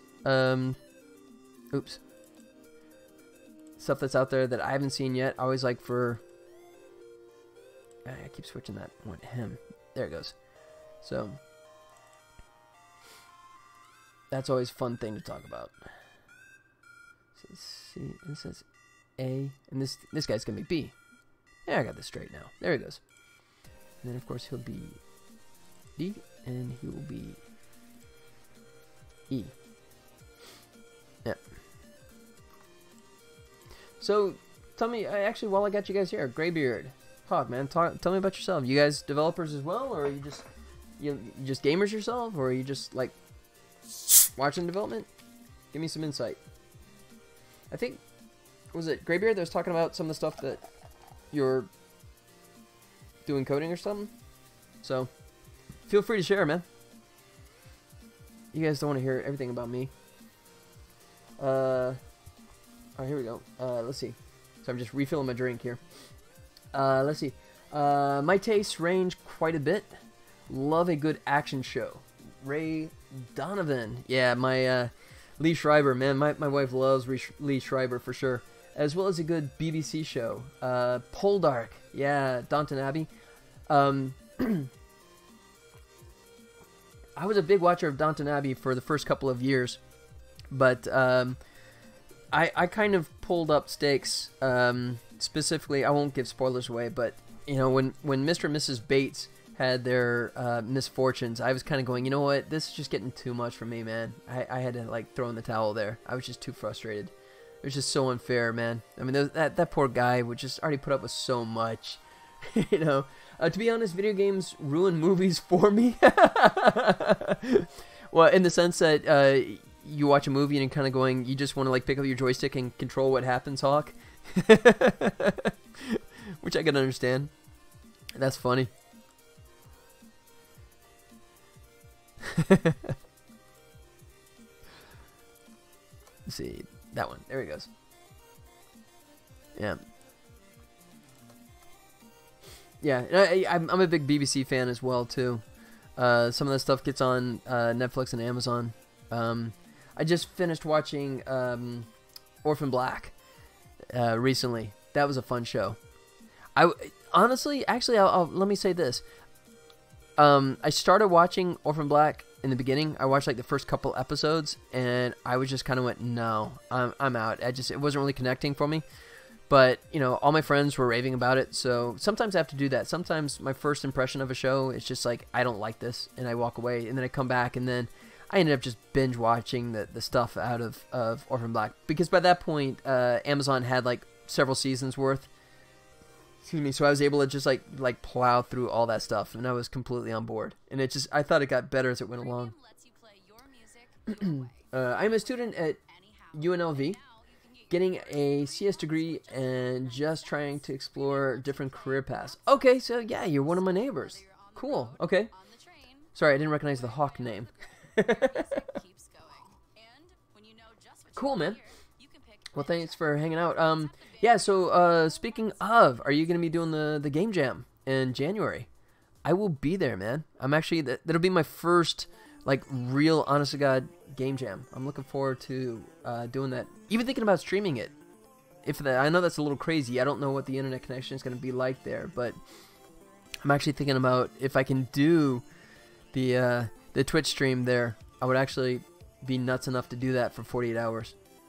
Kind of a crazy idea. I think some guys do that. Been a developer since the mid 80s. Nice. Started with the Trash 80. Sorry, TRS 80. Color computer, writing basic and progressed through the language chain from C to C++, C#, Java. It's tough for me to keep up because technology changes so quickly. Isn't that the truth, man? I totally agree. I used to interview developers, and I would look at some of the things on their resumes and just scratch my head because I never heard of it. I almost called it that. That Trash 80.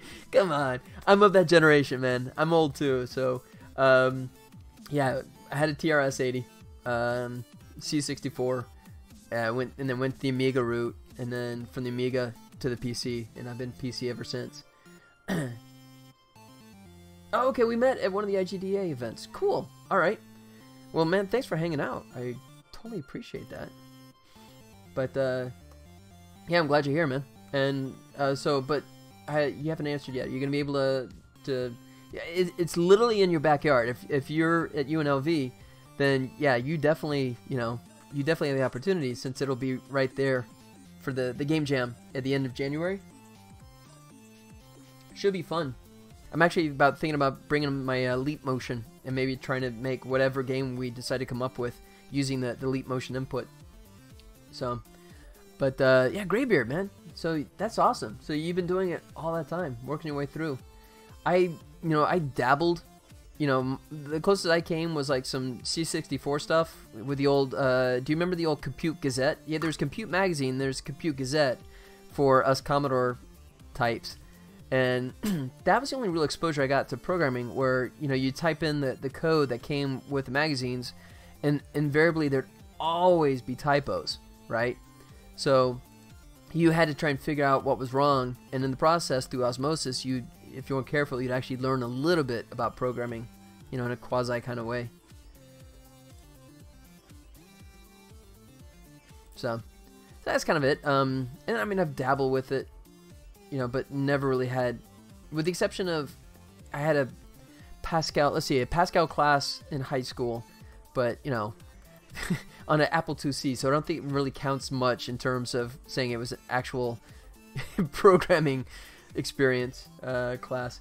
I'm thinking about it, but that's when classes start for me. Oh, and since I'm in honors college, I don't know if I would have enough time. Fair enough, man. Wow, honors. That's impressive. I was in the... Wait, you're still attending college classes? I think that was it for me.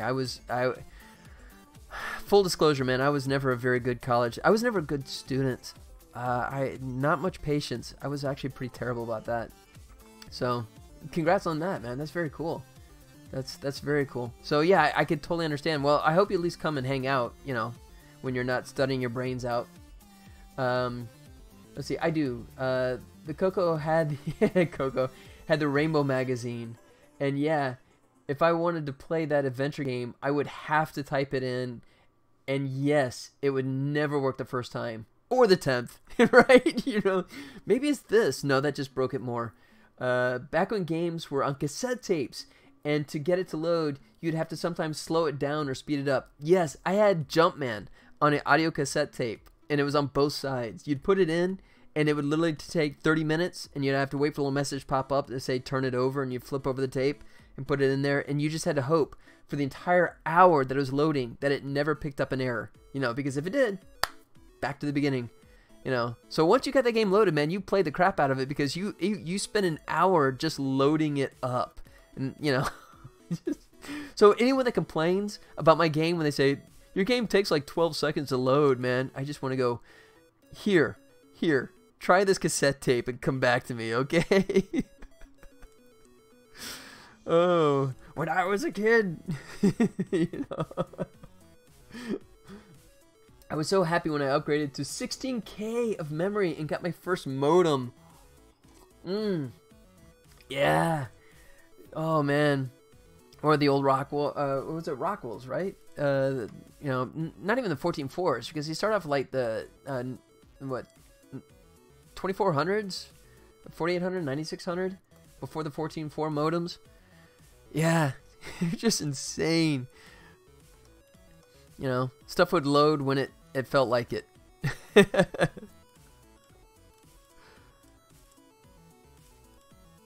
Don't miss those days at all. You know, now I look at something, I'm downloading something, and it's like, oh, come on, man. It's only downloading like 1.5 megs a second. What is up with this? You know? It's like how soon we forget. It wasn't that many years ago when, you know, I'm getting 4K a second download speeds. This is insane. But then again, video games didn't take up, you know, like, what, like 10 gig worth of space on your hard drive. Being a teenager looking at proactive ASCII and ANSI artwork. Yeah.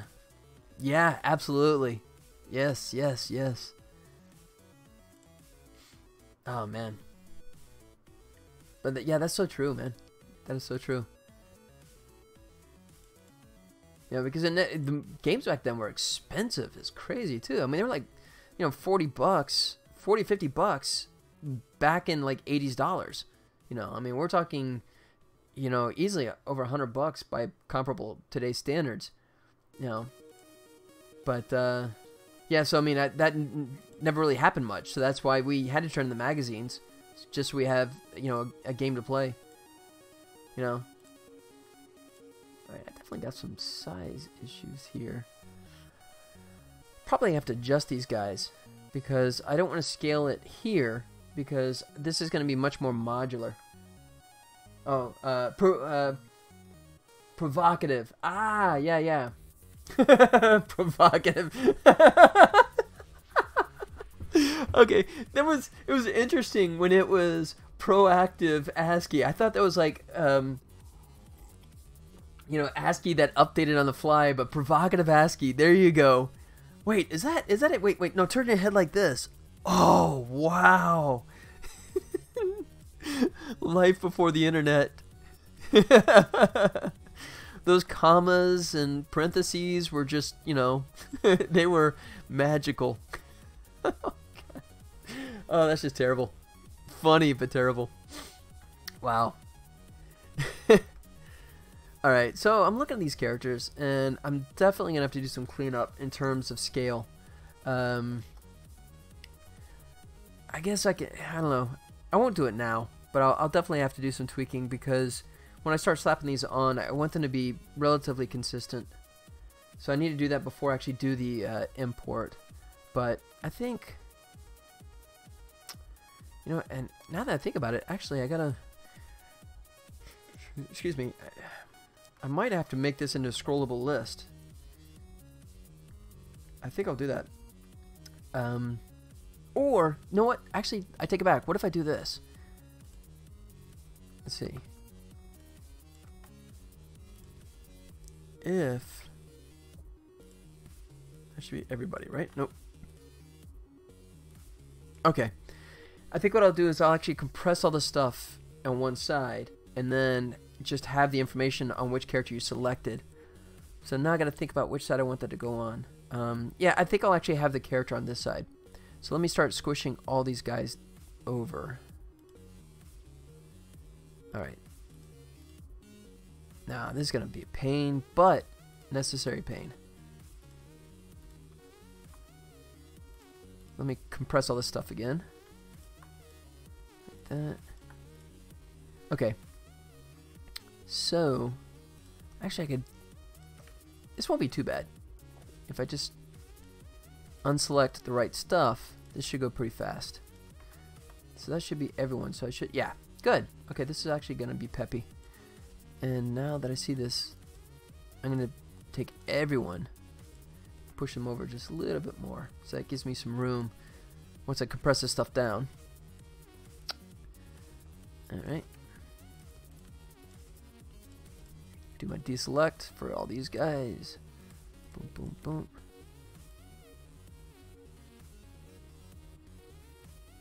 There we go. Alright, now at this point it might be faster just to select them this way. Instead of deselect, I'll just do it select like that. Yeah, that's fast. I'm eyeballing the spacing, but I think it's close enough. I don't care if it's not perfect. I don't think anyone's going to complain about that too much. And if they do, they really need to get a hobby. Yeah, I think that'd be good. And then, yeah, so I'll actually show your current selected here.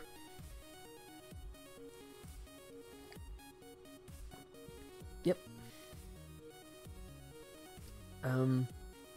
Yeah. Alright, and then I gotta put locks on all these guys. That's gonna get old. Okay. And then what I have to think about is... okay, I think what I might do is actually just leave this like this. And then I bring in the shields. Atlas. Oh, I didn't mean to click that. It's just gonna say no delete. Yeah, no delete. Alright, I think shields, cartoon collection. Oh wow, there's a whole bunch of different ones. Oh cool, okay. Hopefully one of these actually has the shield without anything on it.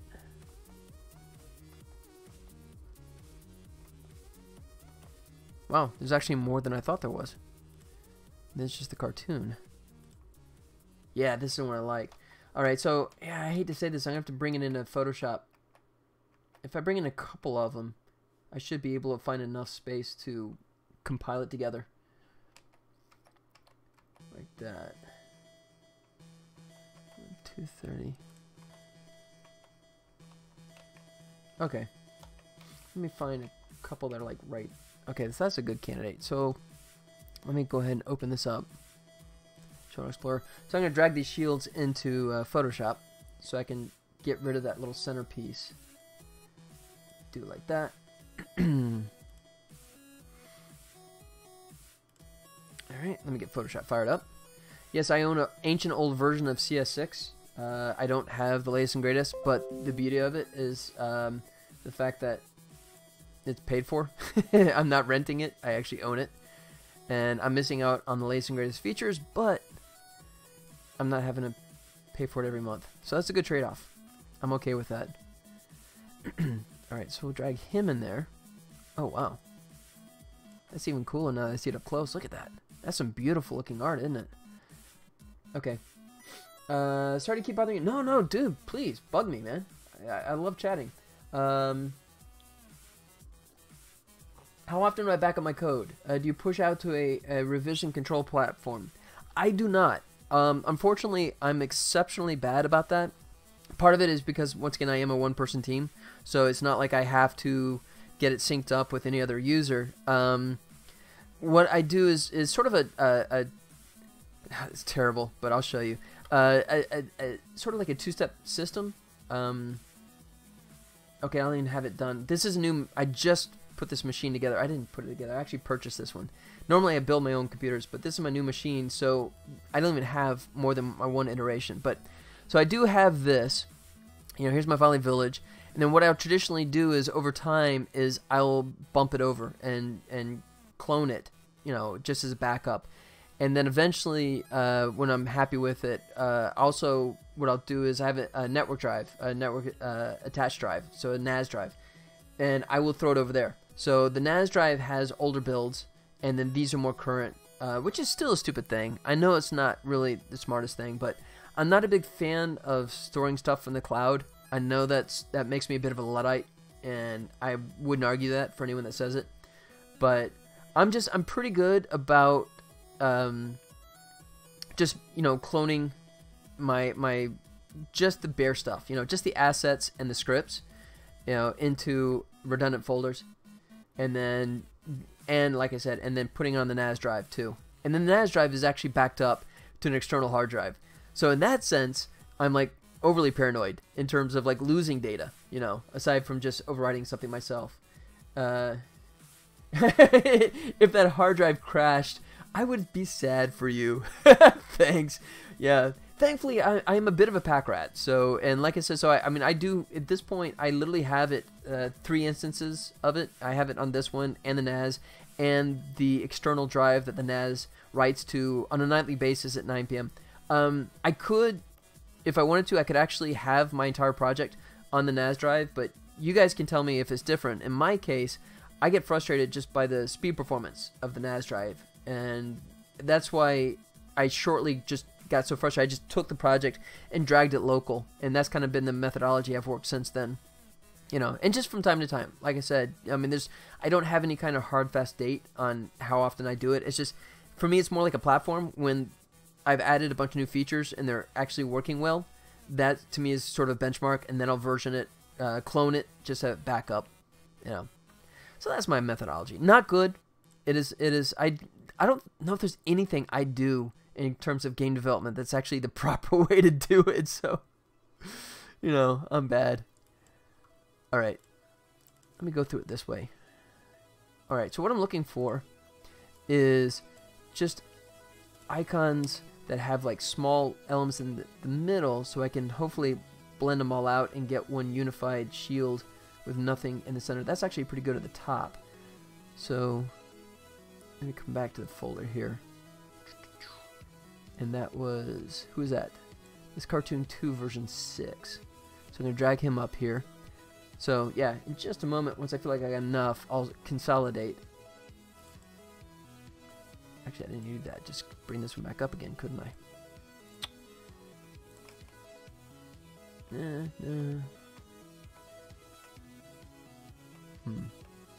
That's good for the edges too. So I'll take 14 as well. Drag them up here. Alright. Anyone else on the first glance? Alright, that should be enough right now. Let me see what I can get. So, I'm going to do this.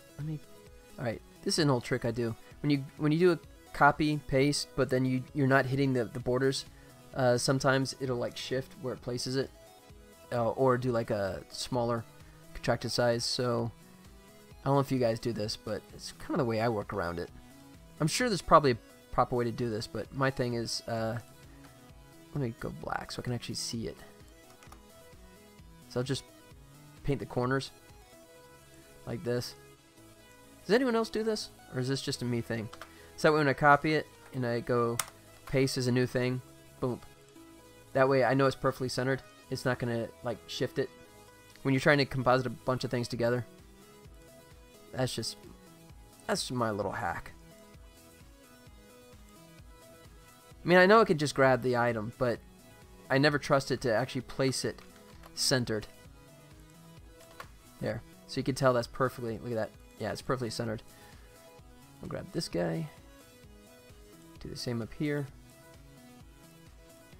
Like that. Copy. Paste. There he goes. Okay, that should be enough. So then what I'll do here...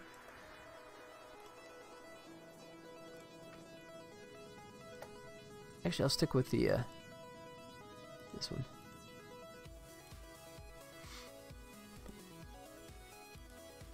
Like that. Alright.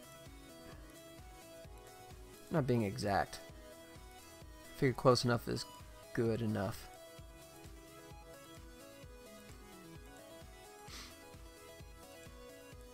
Not sure. I think that's probably part of the skull image, but I'll worry about that here in a second. Delete. Alright, yeah, so you already got like a good chunk of that, so now I can take this guy and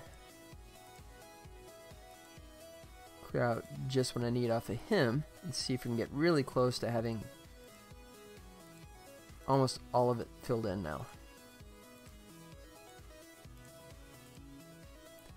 Once again, if you guys out there have like a better system for doing this, you can let me know.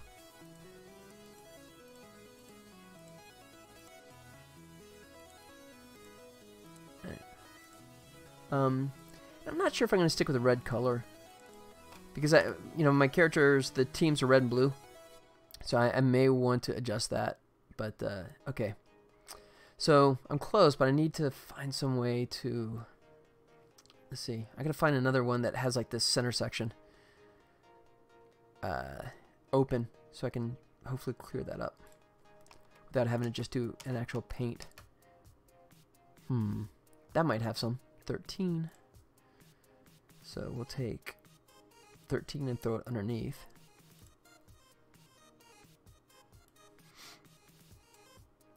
I mean, I could just go in and start doing an actual painting, you know, but I mean, it's just this stuff looks so good. I don't want to try and replicate what they've done. Not if I don't have to. If that makes sense. Alright, copy that. And then what I'll do is I'll tuck him underneath here. There he goes. Alright, so then I'll cut out these swords and let's see if we get closer. I'll probably flatten it at this point. There's no reason not to. So they got like, what, 4 layers cooking now? I can just bake it down to 1. And I could get to the point where I just start doing hand paint to try and fill in the edges. Or, you know, clean up the rest of it, but more I can get done with the actual original image. It just kind of bums me out. Excuse me. It just kind of bums me out that they don't actually have a version with no image in the center of the shield. I wish they would have given one that was just empty, but oh well. I'm complaining. You know, it's just the art's so nice that I shouldn't complain. Okay. Oops. Let me get the right layer selected. There we go. We got closer. Interesting. Why is that? Oh, stupid. That's frustrating. So, yeah, so the gem actually has this little glowy smoke coming off the top of it. So it turns out that one actually is not that good of a choice anyways. Alright, I'll take one last stab at this. Try and find something to fill in that gap. Oh, it almost looks like a different angle on the Michael Jordan icon pose, doesn't it? So like you're too far underneath? Or is that just me?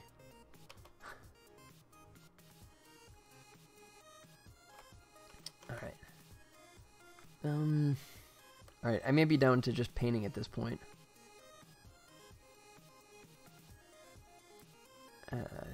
I think I'm going to be.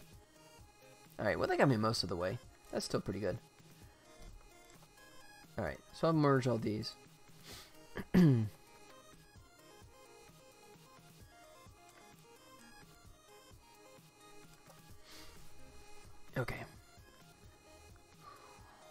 What's the best way to tackle this? I'll tell you what, I'll start with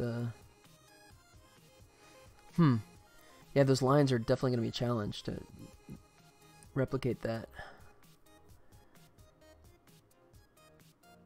I guess what I do is start with the gradient. So then start with up here, flip it, and come to down here. And let's just see if make a layer underneath like that. And where's my fill? Alright, see if we can get close. Nope, I'm in the wrong direction anyways.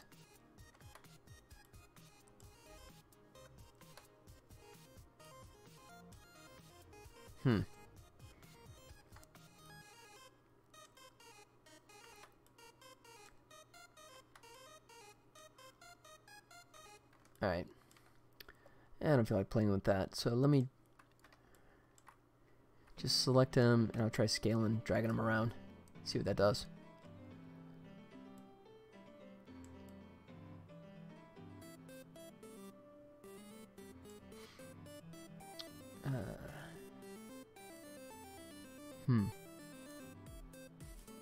It's like I need a wider range, don't I?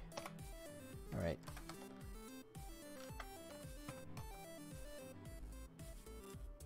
So I think what I need to do is actually go longer on it. So let me try. Oh, that's the wrong way.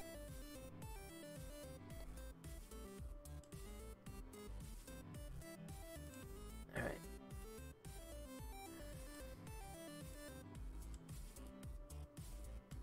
Oh, maybe I'm wrong. Maybe it's the inverse. Maybe I actually need to compress it down more.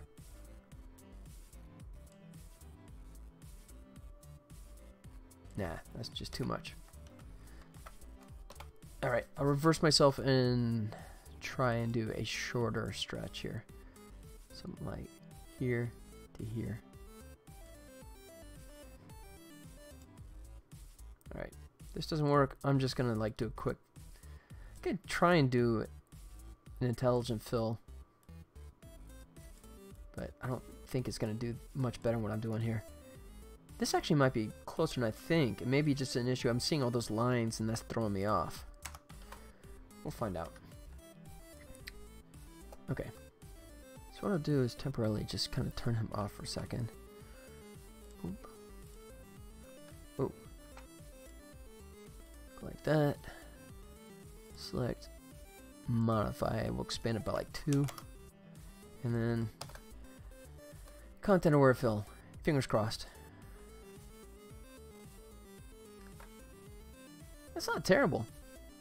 Actually, I think the content aware did a better job than I did on this, so I guess I'll just let that happen. Alright.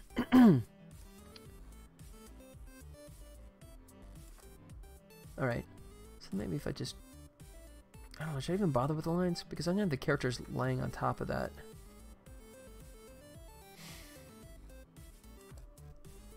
Or should I actually just nuke those lines? Alright, I'm going to try that. If there's no lines, then I have no problem. So I'm going to experiment with the idea of... Oh, you know what? Actually, let me get rid of... I don't need this anymore.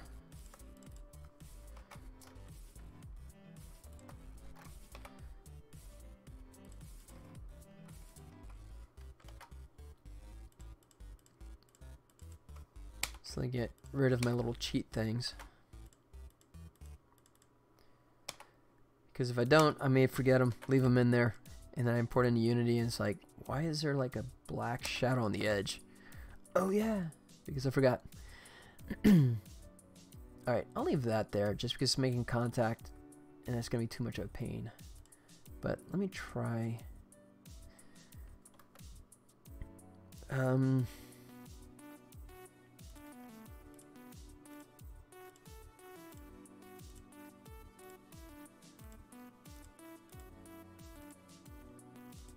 going to try and clear all these lines out rather than trying to replicate them. I'm not sure which one's going to be easier or faster, but...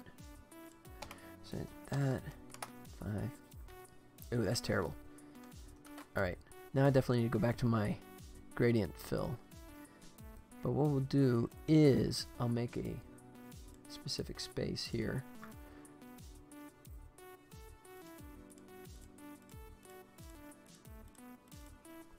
Okay. And if I remember correctly, I have to go this direction. Yeah.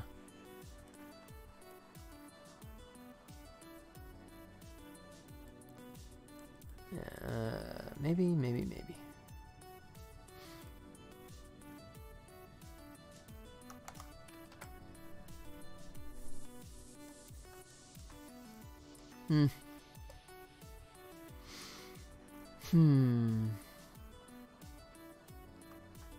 Yeah, I don't like that so dark.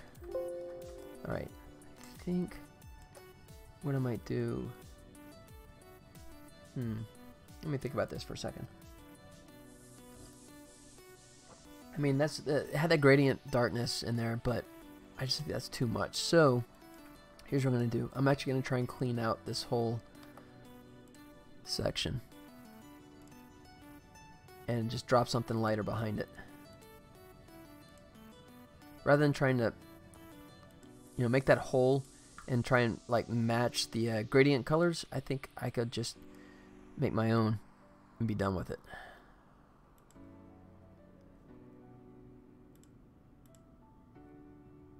Oh, actually, crud, that's... Yeah, I don't want to nuke that. Ugh.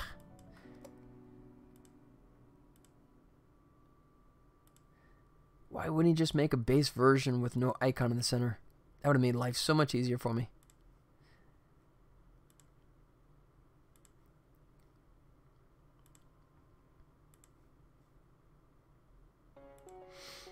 Alright.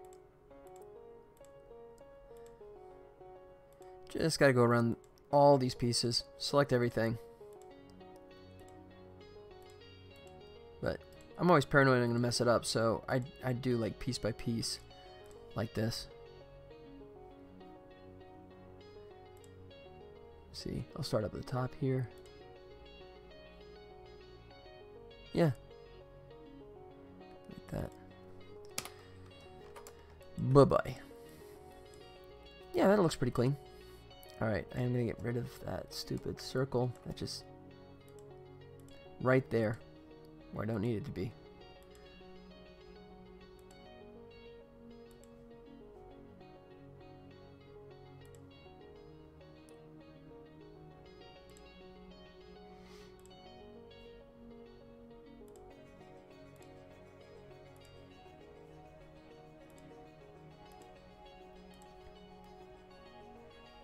Oh man, that goes complete dark, doesn't it? Can I see? Alright, I'm gonna back this up a little bit.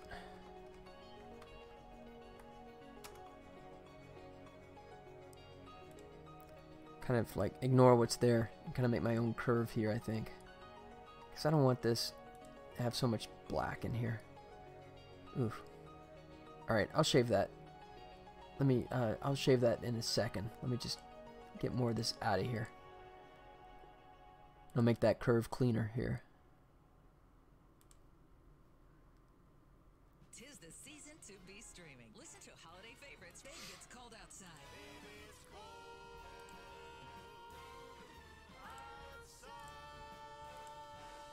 Almost done. To Winter Wonderland. Yep. And Man with the Bag. Everybody's waiting for the man with the bag, 'cause Christmas is coming again. And come back down here. The banner to listen along. Yeah. Oops. Hit. Gone. Okay.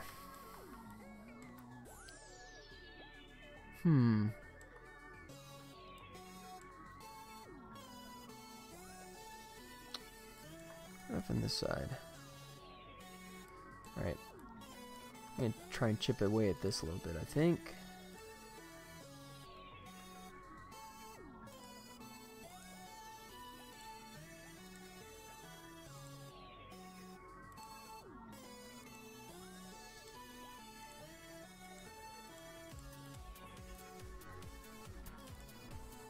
Try that.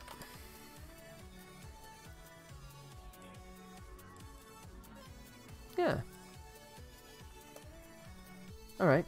It's interesting. I mean, it's all offset, but I think it's still pretty cool. Okay. Now let me get some stuff filled in behind him. Alright, so now I get carte blanche. Which is kind of interesting. I could do like a drop shadow in there. That might be kind of cool. Alright, first things first. Let me see if I can come up with something better.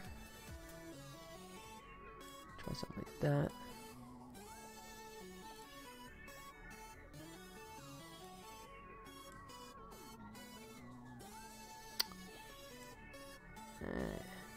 Let's see. I'll clean it up here in just a moment.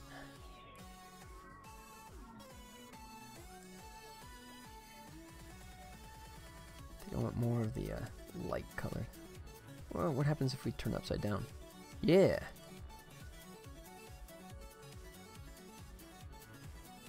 There it goes. I think that's going to work for us. Alright, let me get rid of the excess. Oop. Just a little bit right there. Done. Goodbye. Okay, yeah, I definitely want to do a drop shadow. So, let's see. Just want it for that section. So, I could get sneaky. Alright, that's what I do. I'm going to do this. I'm going to go ahead and cut away most of this stuff. Because all I want to do is have a drop shadow that's in the center area.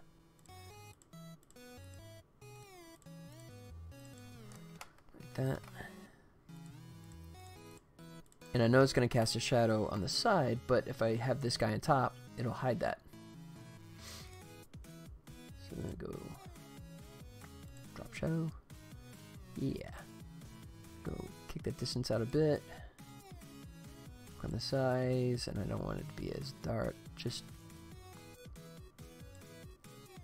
like that. And then he covers up the rest. Not bad. Alright, that's a little dark. So, actually, you know what? I haven't saved. That'd probably be a good idea. Let me just go ahead and images.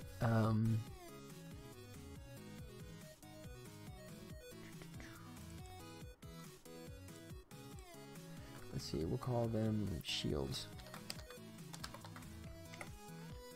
Call them background shields. And I don't know if I'm going to do different shields for each. I probably will. So I'll make a subfolder and call this Middle Ages.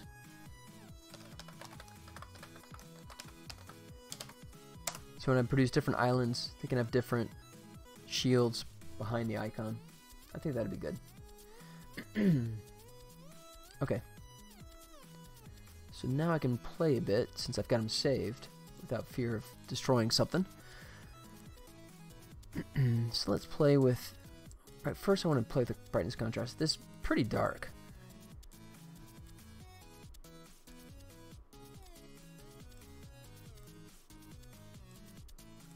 That's good. Alright, I'm going to clone him. So in case I don't like it, I can just fall back easily. Image adjustments, brightness. Yeah.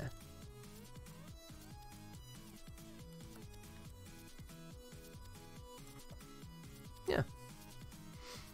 Okay, I think it's a good start. I'm going to drop it in and see what it actually looks like with the characters. It may or may not work. But we'll find out here in a second. Actually, I should probably replicate that painterly look, but that's a could be better thing. That's a CBB. So I'll leave this as is. All right. So let's go back over to Unity.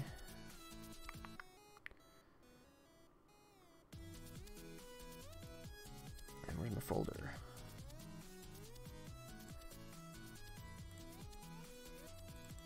Go over to images, character icons, background shields, Middle Ages. Oh, let me toss out a PNG.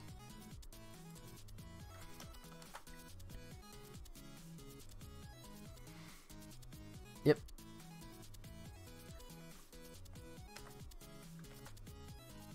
All right. Now let's bring them in. I throw everything into things that are going to go into an Atlas map. I throw them in a temp for Atlas folder. I'm still not quite sure. Someone can actually tell me yes or no on this, but I'm still not sure if these textures actually make it into the build. So I always throw them in this folder with the idea that I'm going to clean them out before, since they're just a placeholder. But I do that right before the build, so that way if I have to make adjustments to the Atlas, they're still there.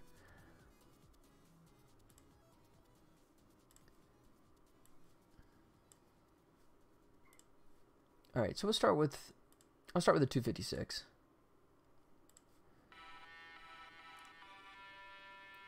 And then let's add them to the Atlas. We still should be at 2048, 1024. We have plenty of room, so that shouldn't cause an issue. Good. All right. There he goes. Create sprite child. In the right place. Now we got the shield. We'll snap. That's kind of cool. I like that. And then, all right, I'll say create sprite child. That's interesting. Why was he? Oh, he might be below that fog. The fog is 148, and these guys are 149. Interesting. Look like. Do I have like a semi-transparency on that? Kind of look like they were. Because when I put him on top, Yeah, look at that. There's a transparency going on. Why is that happening? Photoshop, what did you do to me?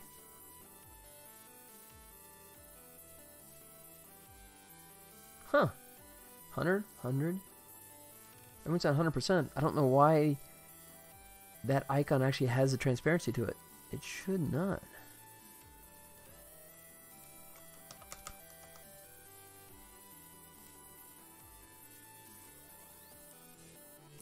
That's bizarre. Okay. Let me think about this for a second. Let me, Alright. Alpha. It looks clean there, but... Hey, who we got? Zathiel? Is that it? You're a game developer in Turkey. Hey, man. Thanks for coming by and saying hello, man. Zathiel. Welcome, buddy. Turkey. So, tell me what you're doing. You using Unity, Unreal? Or, tell me what you're doing. Tell me what you're working on. Give me some info. You see me, I'm plugging away in Unity myself here. Oh, just lost my cat.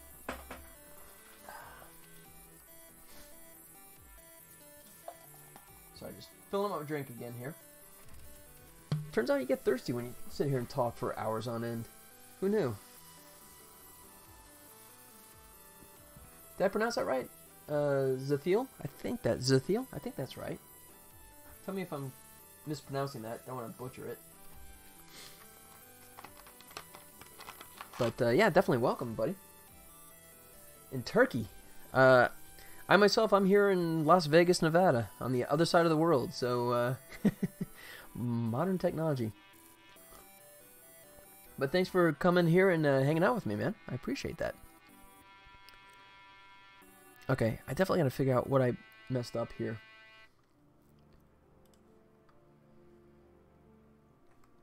Alright, tell you what, maybe if I just flatten everything. Flatten image. Okay. Oh, I don't want to do that, though. I don't, tell you what. Just flatten. No, not image. Flatten visible. Merge layers. And I'll nuke these.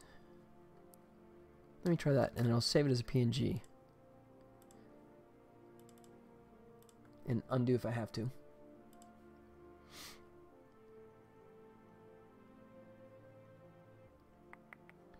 Alright, let's come back over to here. Let me update him. Select, delete.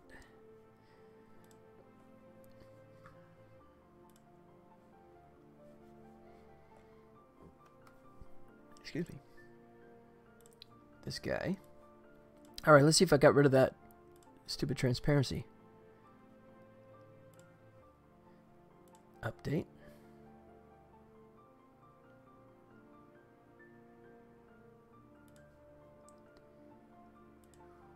Put texture alpha. Yeah. 256. Done.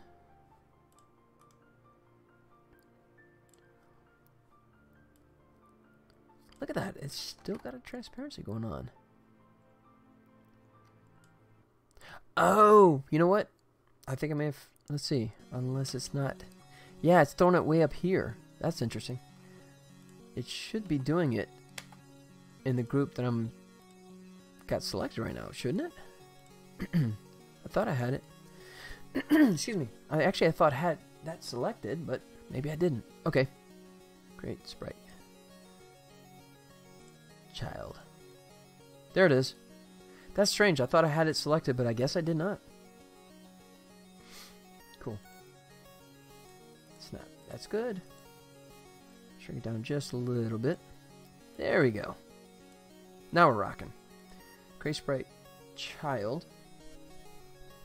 And then we're going to send the default, which is him doing... I came up with this goofy salute where he like puts this... All the characters put the thumb to the side of the head. Just kind of a silly thing, but I just thought it was kind of funny. So if I snap him, what does he do? Oh, he's way small. Alright, and then I gotta think about doing an outline for him. But let me lock him first. See if I want to go big or small. Alright, whatever I come up with, I'm going to have to be consistent because this is going to be modular. And I don't want I won't be able to have the size change on each character. So I'll definitely have to go back and resize these guys to make it fit. But right now I have to decide what I like. That. That's actually kind of small.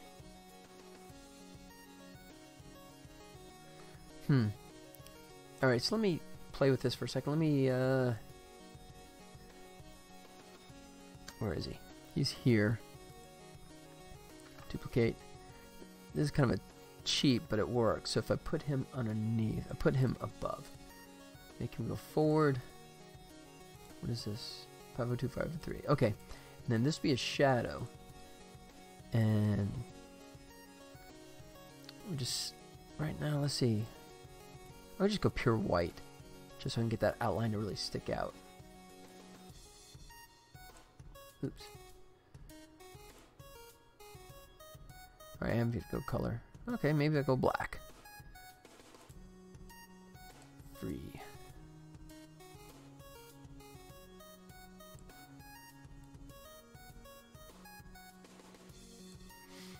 And let's see if we can get away with maybe semi-transparent.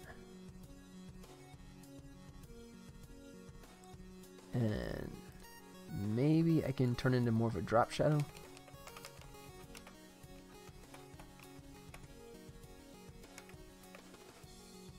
That's not bad. I think that separates it from the shield, which is the key thing I was trying to accomplish there.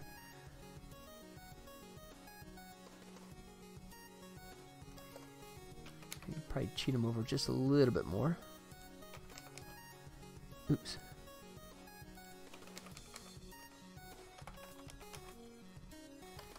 Yeah, I had the wrong thing selected.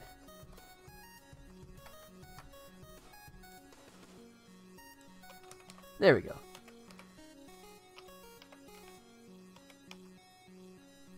All right.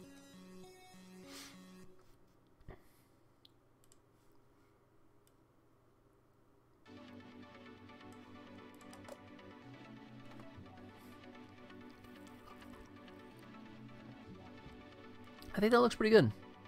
Actually, I think I can bring in... Let's see, that's free, so... I think I can bring that in a little bit. I think that's almost too much. Let's see. You know what? I think that might be for the height as well. Let me dial that back a little bit as well. 3. So, alright. You know what? We're at 3 o'clock, or 3:10. What do you say? Should I fire up another game giveaway? What do you think, guys? You guys feel like winning a free game? Let's see what I got. I think I was gonna do, yeah, you know what? This is an oldie but a goodie. I'm gonna do System Shock. Let me bring this up here. There he goes. So, don't know if you've ever played it. This is one that I played the stuffing out of when it came out a million years ago. But, so let me actually fire this up. Actually, I'll start, boom, start that, and switch this over. Give me 1 second. Complete. And this would be System Shock. Start giveaway. There it goes. Boom. Alright. Giveaway has started. There it goes. Okay, cool. So if you want to try and win a free copy of System Shock for the PC with the Steam code, all you gotta do is hit !raffle. Type that in there in the old chat there. And right now, you got a 100% chance of winning until someone else comes along, so come on in. Alright, so now that I've looked away and come back to this, actually I think I want to make this darker. Let's see, who's bugging me?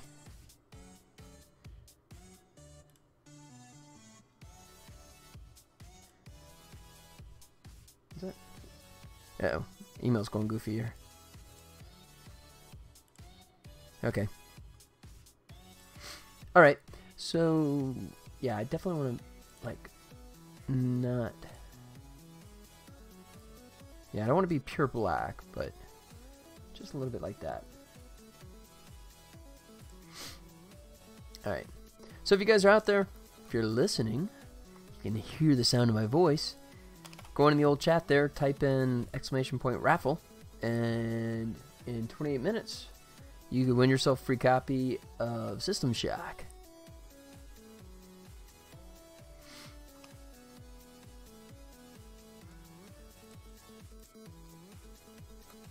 You know what? Actually, now I'm seeing this. I think I want to keep tweaking here.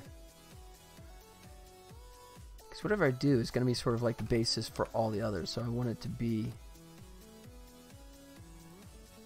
kind of perfect. So I got to obsess on this first one since it is going to be the template for all. That might be good.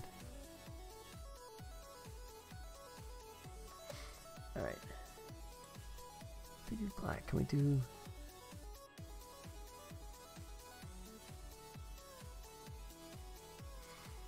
How about that?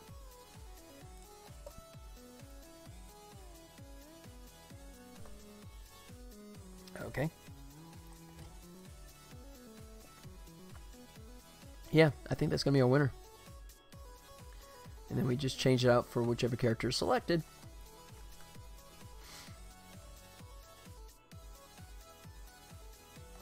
Alright. And then what I think I might do here is I'm going to pull him off for a second because I think I'm going to experiment with having the shield be semi-transparent. So it helps to really separate him so he sticks out. That's kind of cool. Alright. And then what I'll do is I'll create just a little controller to group them all together. An invisible widget. He's at 0. Do it like that. Hey! Zafio, man, thanks for the follow, buddy. Appreciate it. Thank you so much, man. Thank you, thank you. Hey, so, like I said, I don't know if you heard me, but definitely type in the old !raffle, man. You could win yourself a free video game, free PC game. Giving away System Shock in 26 minutes. And hey, here's the dirty secret. No one's entered yet, so you got a fantastic chance. So jump in there. But yeah, thank you so much for the follow, man. I definitely appreciate it. In Turkey. If you're still there, man, I would love to hear about what you're doing over in Turkey. What kind of game stuff you're doing. I'm always interested in what everyone else is doing because I'm working on my bedroom. I'm like in my own little world, you know, so I'm always fascinated what everyone else is doing. Alright, group all these guys together. Now I can start positioning him as a group. Okay.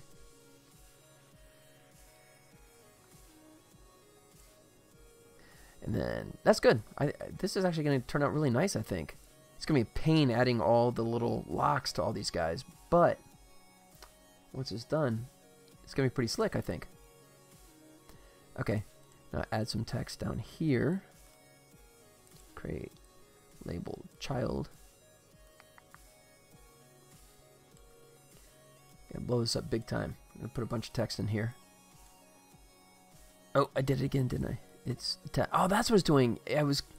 That's why it was semi-transparent, because I was actually adding a child to the backdrop, which is semi-transparent. So if I bring this up here, there it was. All right, so it wasn't Photoshop's fault. Sorry, Photoshop. I was blaming you for nothing.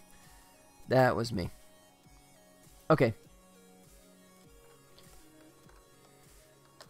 Select your warrior icon here. Or should I say unlock? Oh.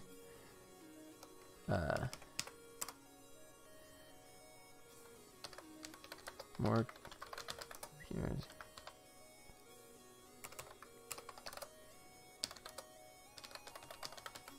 Or let's see if that wording is okay. Let's see.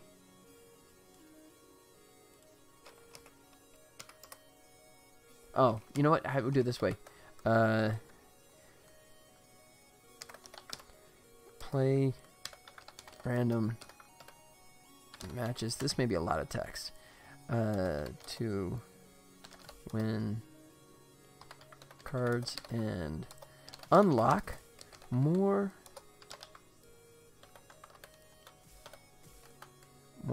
characters. More, how about not characters, but more icons. How about that? What do you think? Select your warrior icon here. Play random matches to win cards and unlock more icons. That's good. Alright, where am I at in terms of scaling? I have not done anything with this, so it's just... Oh, that's good. 4, 4, 3. That's not good. Okay, 16 by 9. So I do have to actually make this thing. And start left, right. 1280. Why is that not scaling better than that? Alright, I need to get myself a 21 by 9. Because people do have 21 by 9 devices. So let's say 21 by 9. Not that anyone has a 2100 by 900 actual resolution, but at least the aspect ratio is right. So if I do that... Interesting. Okay, so it is still doing that. Okay, you know what? I'm just going to grab everyone and shrink them down. And make them fit.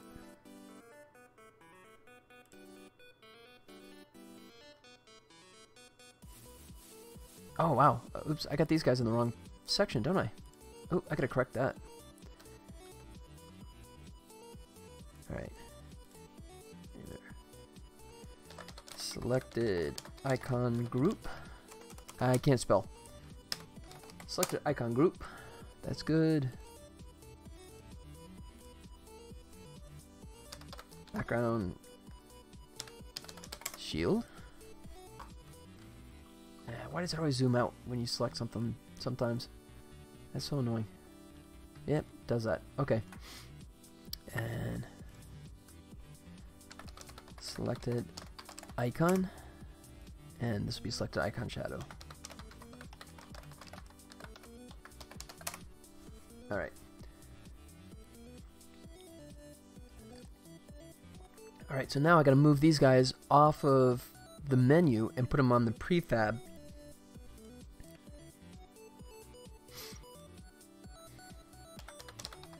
Selected icon. Info text. Good. Alright, I'll grab these guys and move them down to the prefab. Because as I was explaining before, I'm going to have different islands. So this lower section here is all modular, right? In terms of the character selection and this stuff, because this is fine for the initial island is the Middle Ages theme, right? But, you know, there's going to be different things. You know, there's a whole different island theme. So I need to make it so I can just add in whatever island is with the different characters. And that can just update magically. So... Alright, that's good. Now I need to... Actually, I'll just do this trick. There it goes. And shrink these down a little more. Yeah. Alright. Let me come back up again.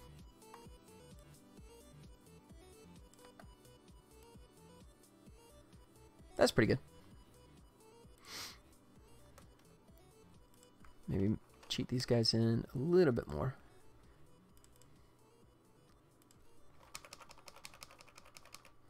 It's 10. 8, 9, 10. Yep. Maybe bring them up just a little bit more. Bring him up as well. Just working on the spacing now. Just trying to make sure it's beautiful. And it makes sense. What am I getting?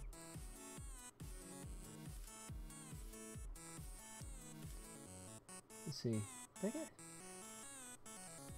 Wow. I think I got another following their cast That's weird. It didn't. I got an email saying that Cast100 actually joined the stream. So if I missed it in the text, I'm sorry about that. But Cast100, wherever you are, thank you so much for the follow. Appreciate that. Blame Twitch for not showing it in the... Did I miss it? No, I don't see it.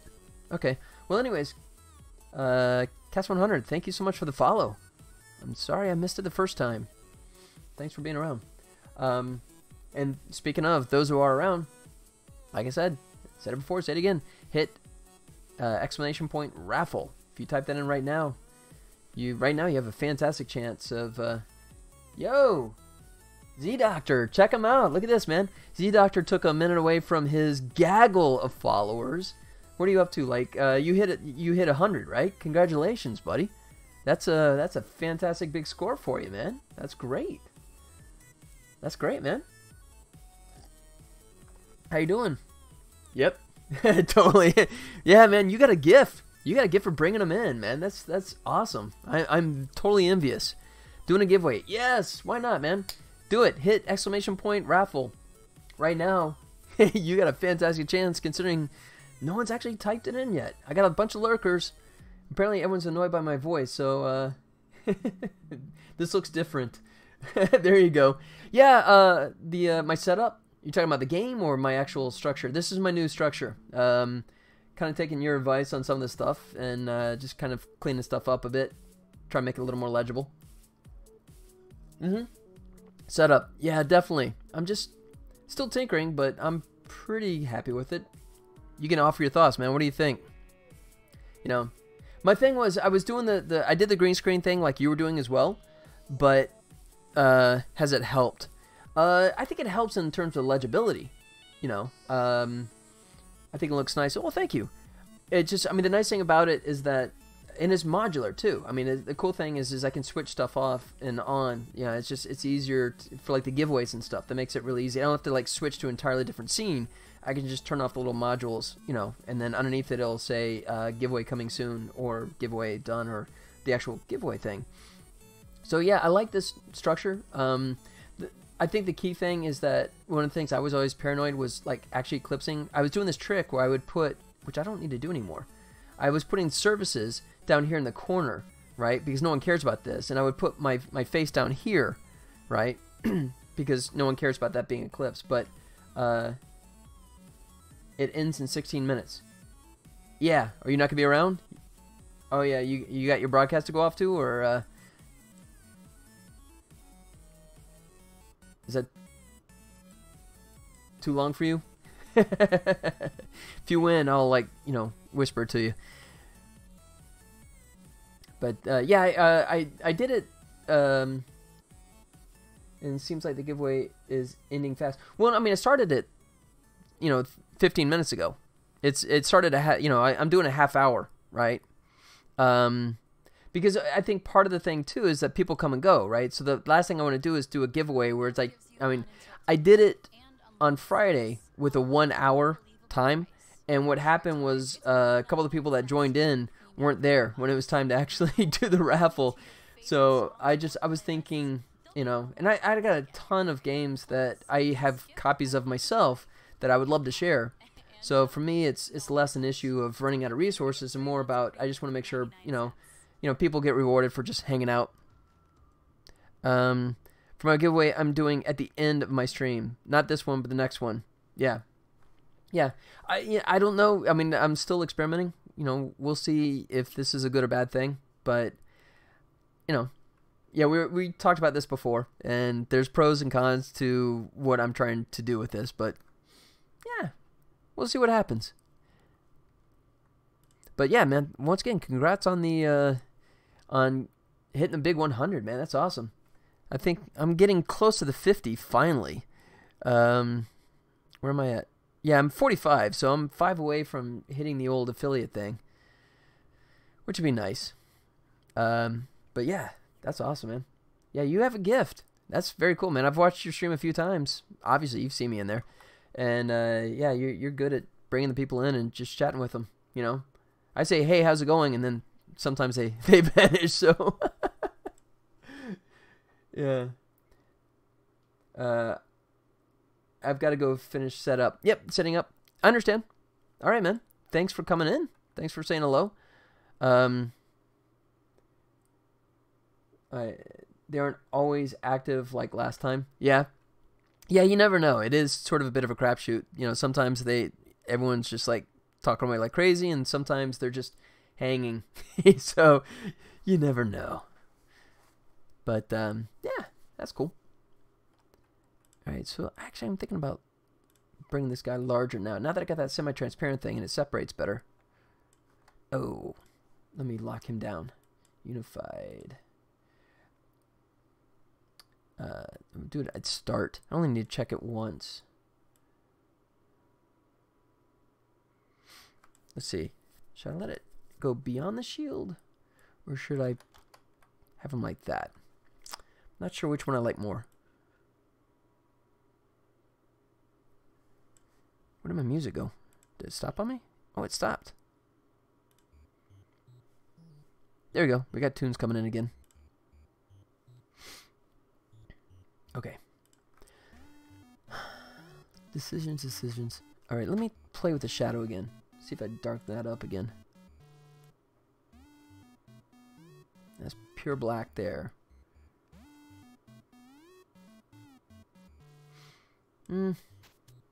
Okay. I think I'm going to have to shrink them down because right now you're only seeing parts of the shield and it kind of looks haphazard. So let me reverse myself and come back like to here.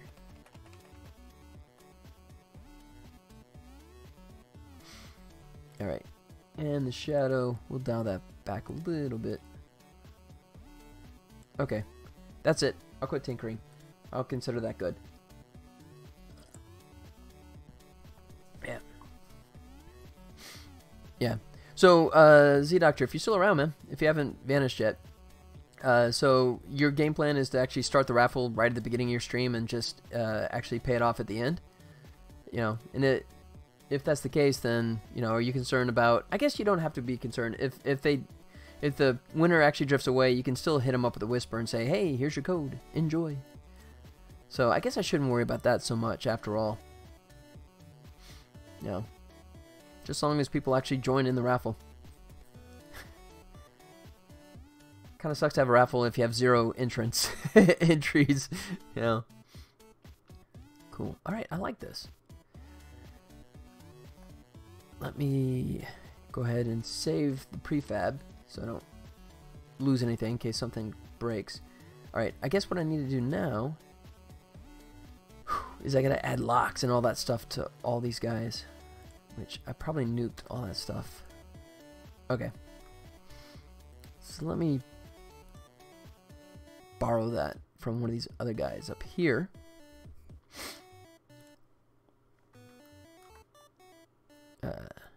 Villager selection. There it goes. Yep, that's what I wanted. Alright. And...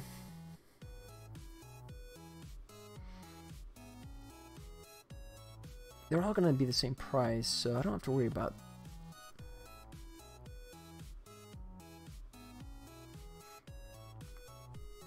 Let me see. Okay, well... I'll go ahead and start adding the locks because I know I got to do that. So I'll start with that.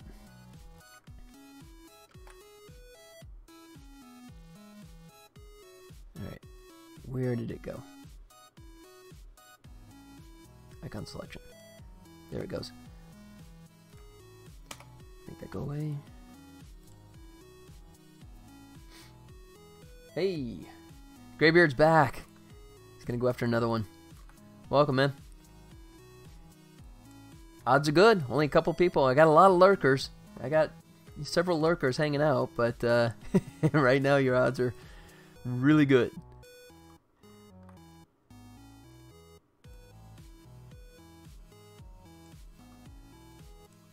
Alright.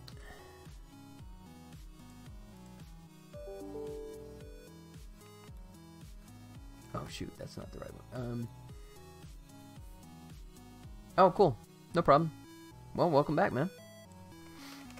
Nothing wrong with actually having a life. Yeah, I have to wrap up at 4 o'clock because I got to talk to some people about doing some work here in Vegas. Most of my work actually comes from LA, but you know, I might actually get some work here close to home, which would be a good change of pace. You know, driving to LA, you know, that stuff gets old. I mean, I still enjoy the work, but yeah, that's a 5-hour round trip. So if I could land some work locally, that would actually be a super bonus, you know, and subsidize the game development until one of these becomes the super mega hit. All right, let me undo this, come back, because I want to, boom, there. I want this guy to be parented to him and behave. Start. Excuse me. All right, so now if I shrink him, the text, what? Wait. Why are you not following? I hate when it does that. Sometimes it does respect the the scaling, and sometimes it doesn't. Okay, fine. I'll just shrink it down. If you're gonna be a jerk about it, I'll do it manually. Put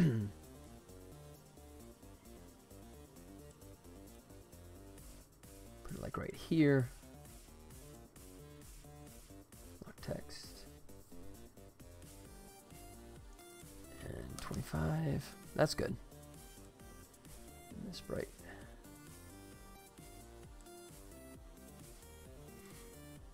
How's that look? Yeah, that should still be legible.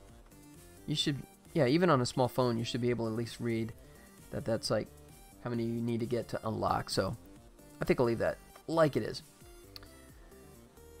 Let's see, so let's just say because it's going to be probably 2. I haven't actually decided how many little gameplay cards you have to collect to actually unlock each one of these guys. But, you know, I could do that at runtime. But worst case, I would do 4, which I probably do less than that.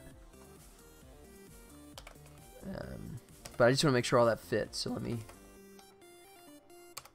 1 of 2, 1 of 4. Yeah, I think that's going to fit fine. So far, you start off with 0, so that's good. Okay. And then what I need to do is start adding these to each one.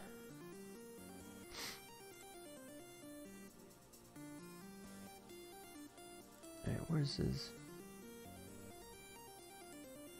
Okay.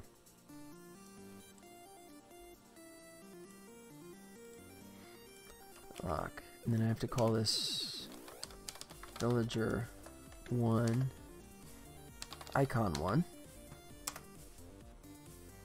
and toss it up in there. Like so. And alright. 2. Alright. Oh! Didn't mean to rotate them.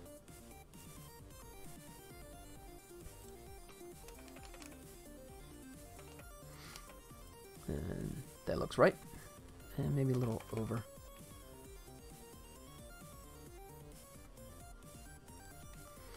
Alright.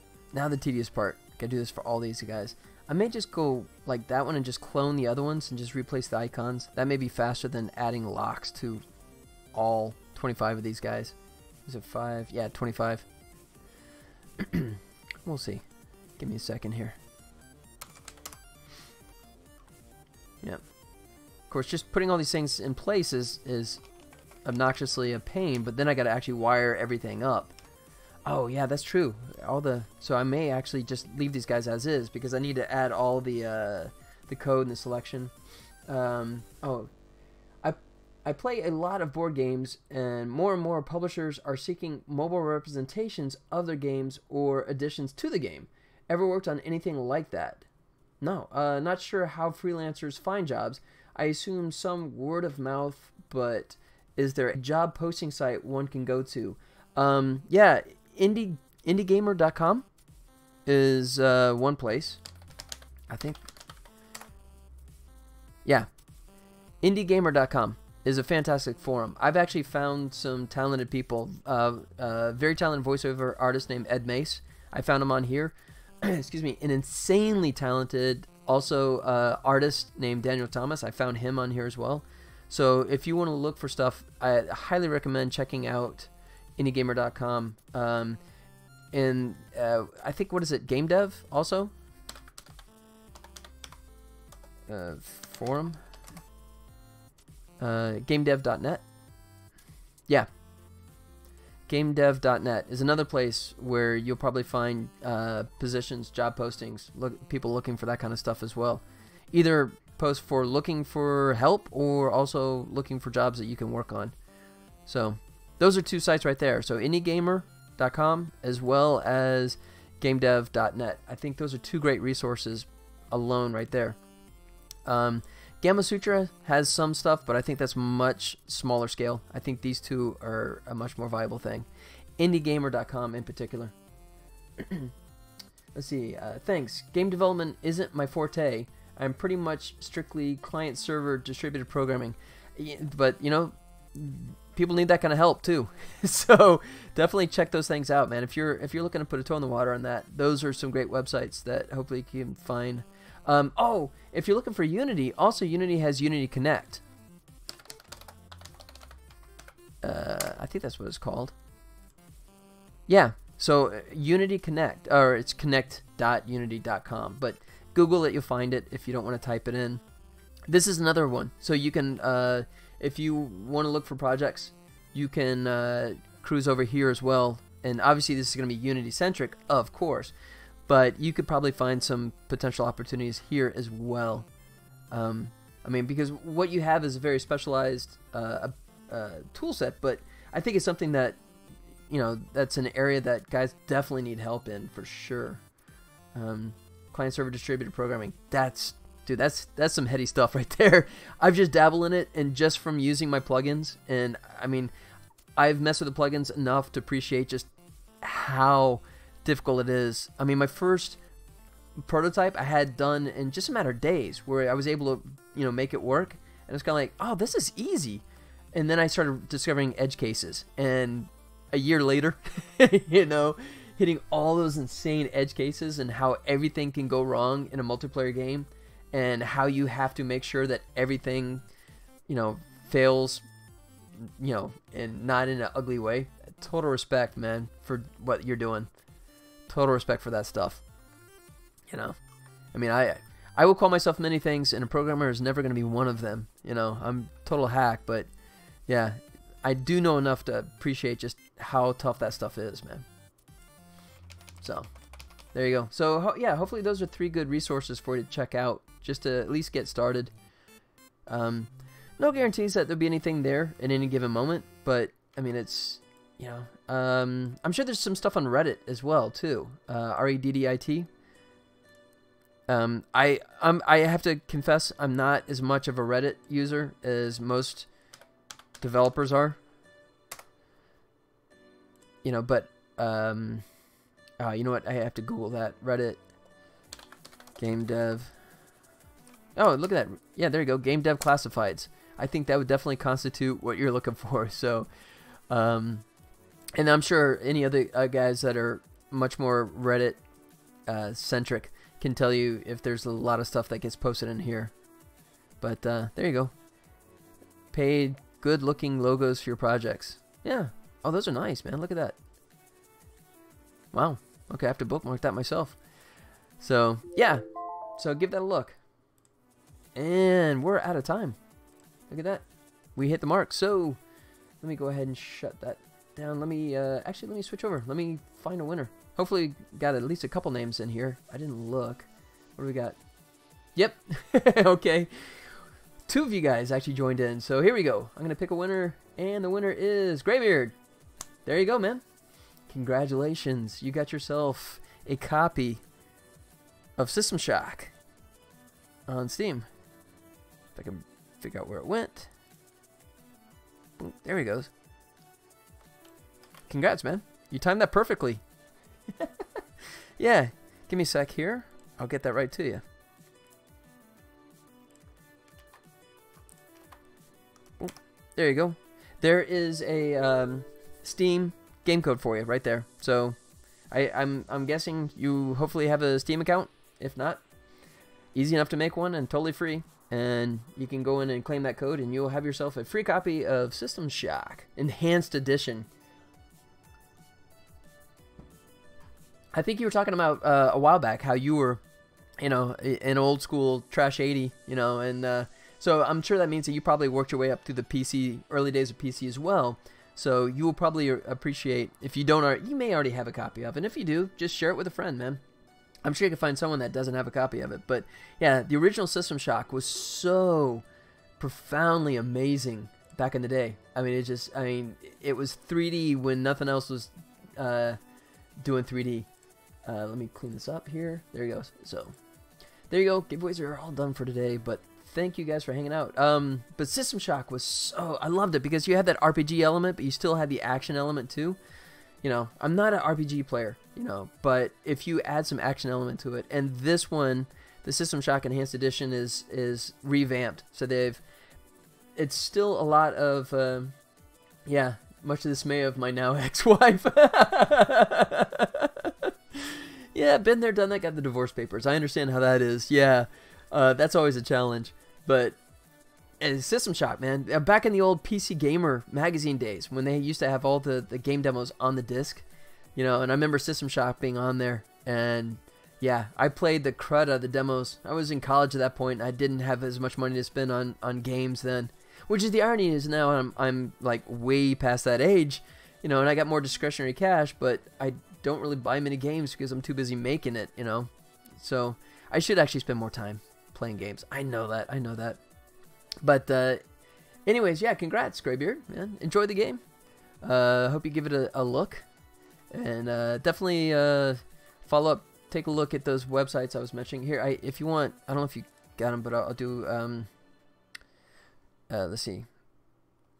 You know what? Let me make sure I type it correctly. I don't want to mess you up here, so give me one sec. Give you the links. Yeah, indiegamer.com. Toss that one in here.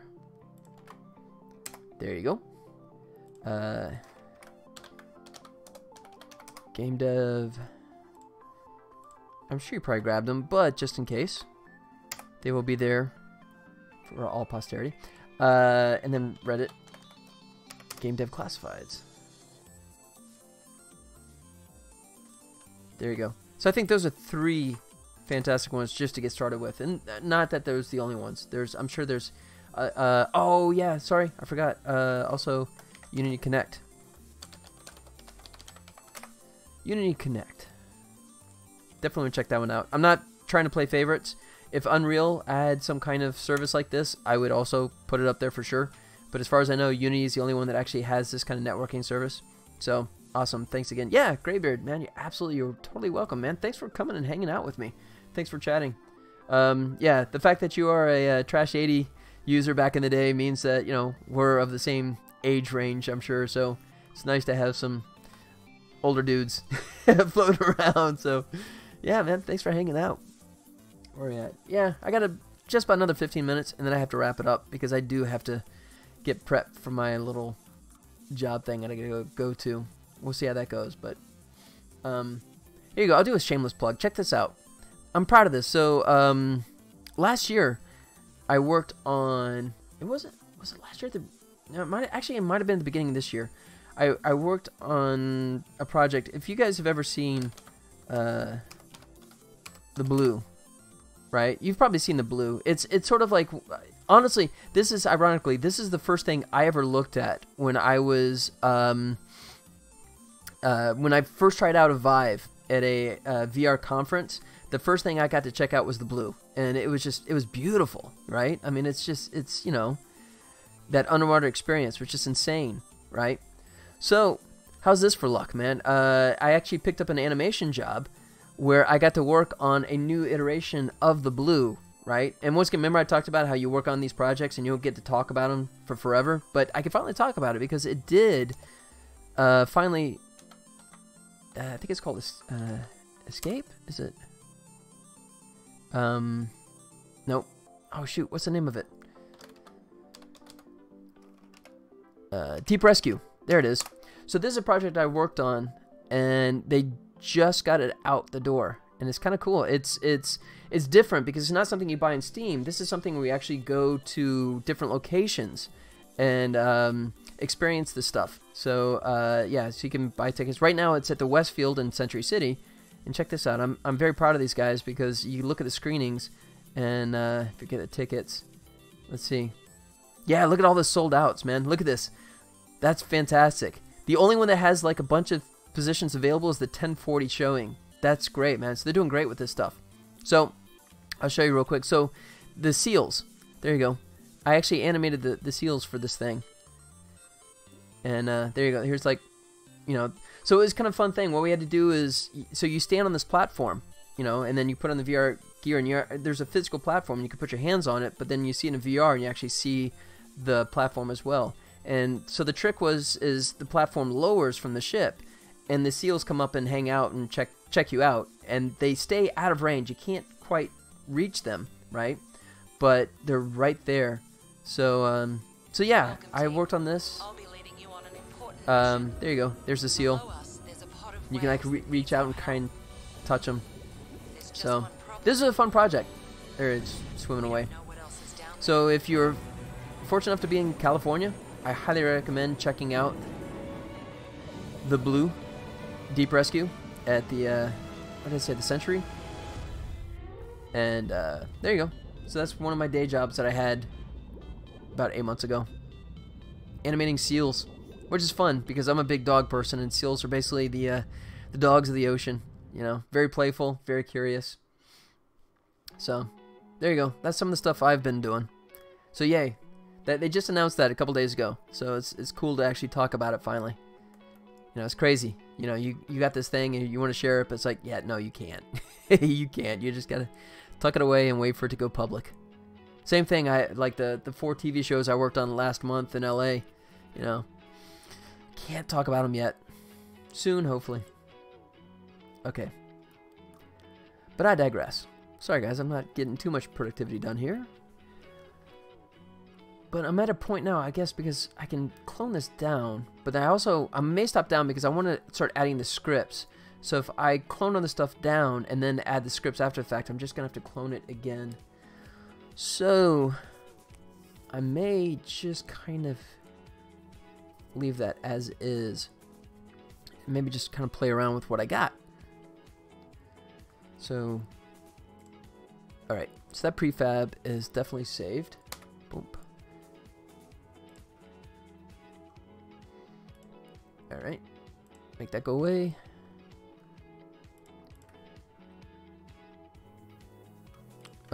Main menu. There we go. Alright, I'm going to lose the 21:9 because that's kind of an insane aspect ratio. I know some will have it, but I'll go with the 16:9.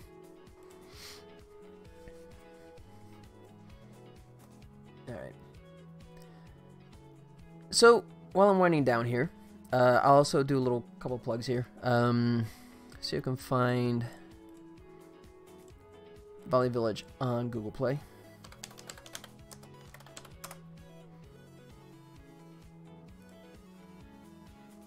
Hopefully it comes up. Google, you never can trust to actually show you the thing when you type it in. If you go apps. Oh, let me do it again.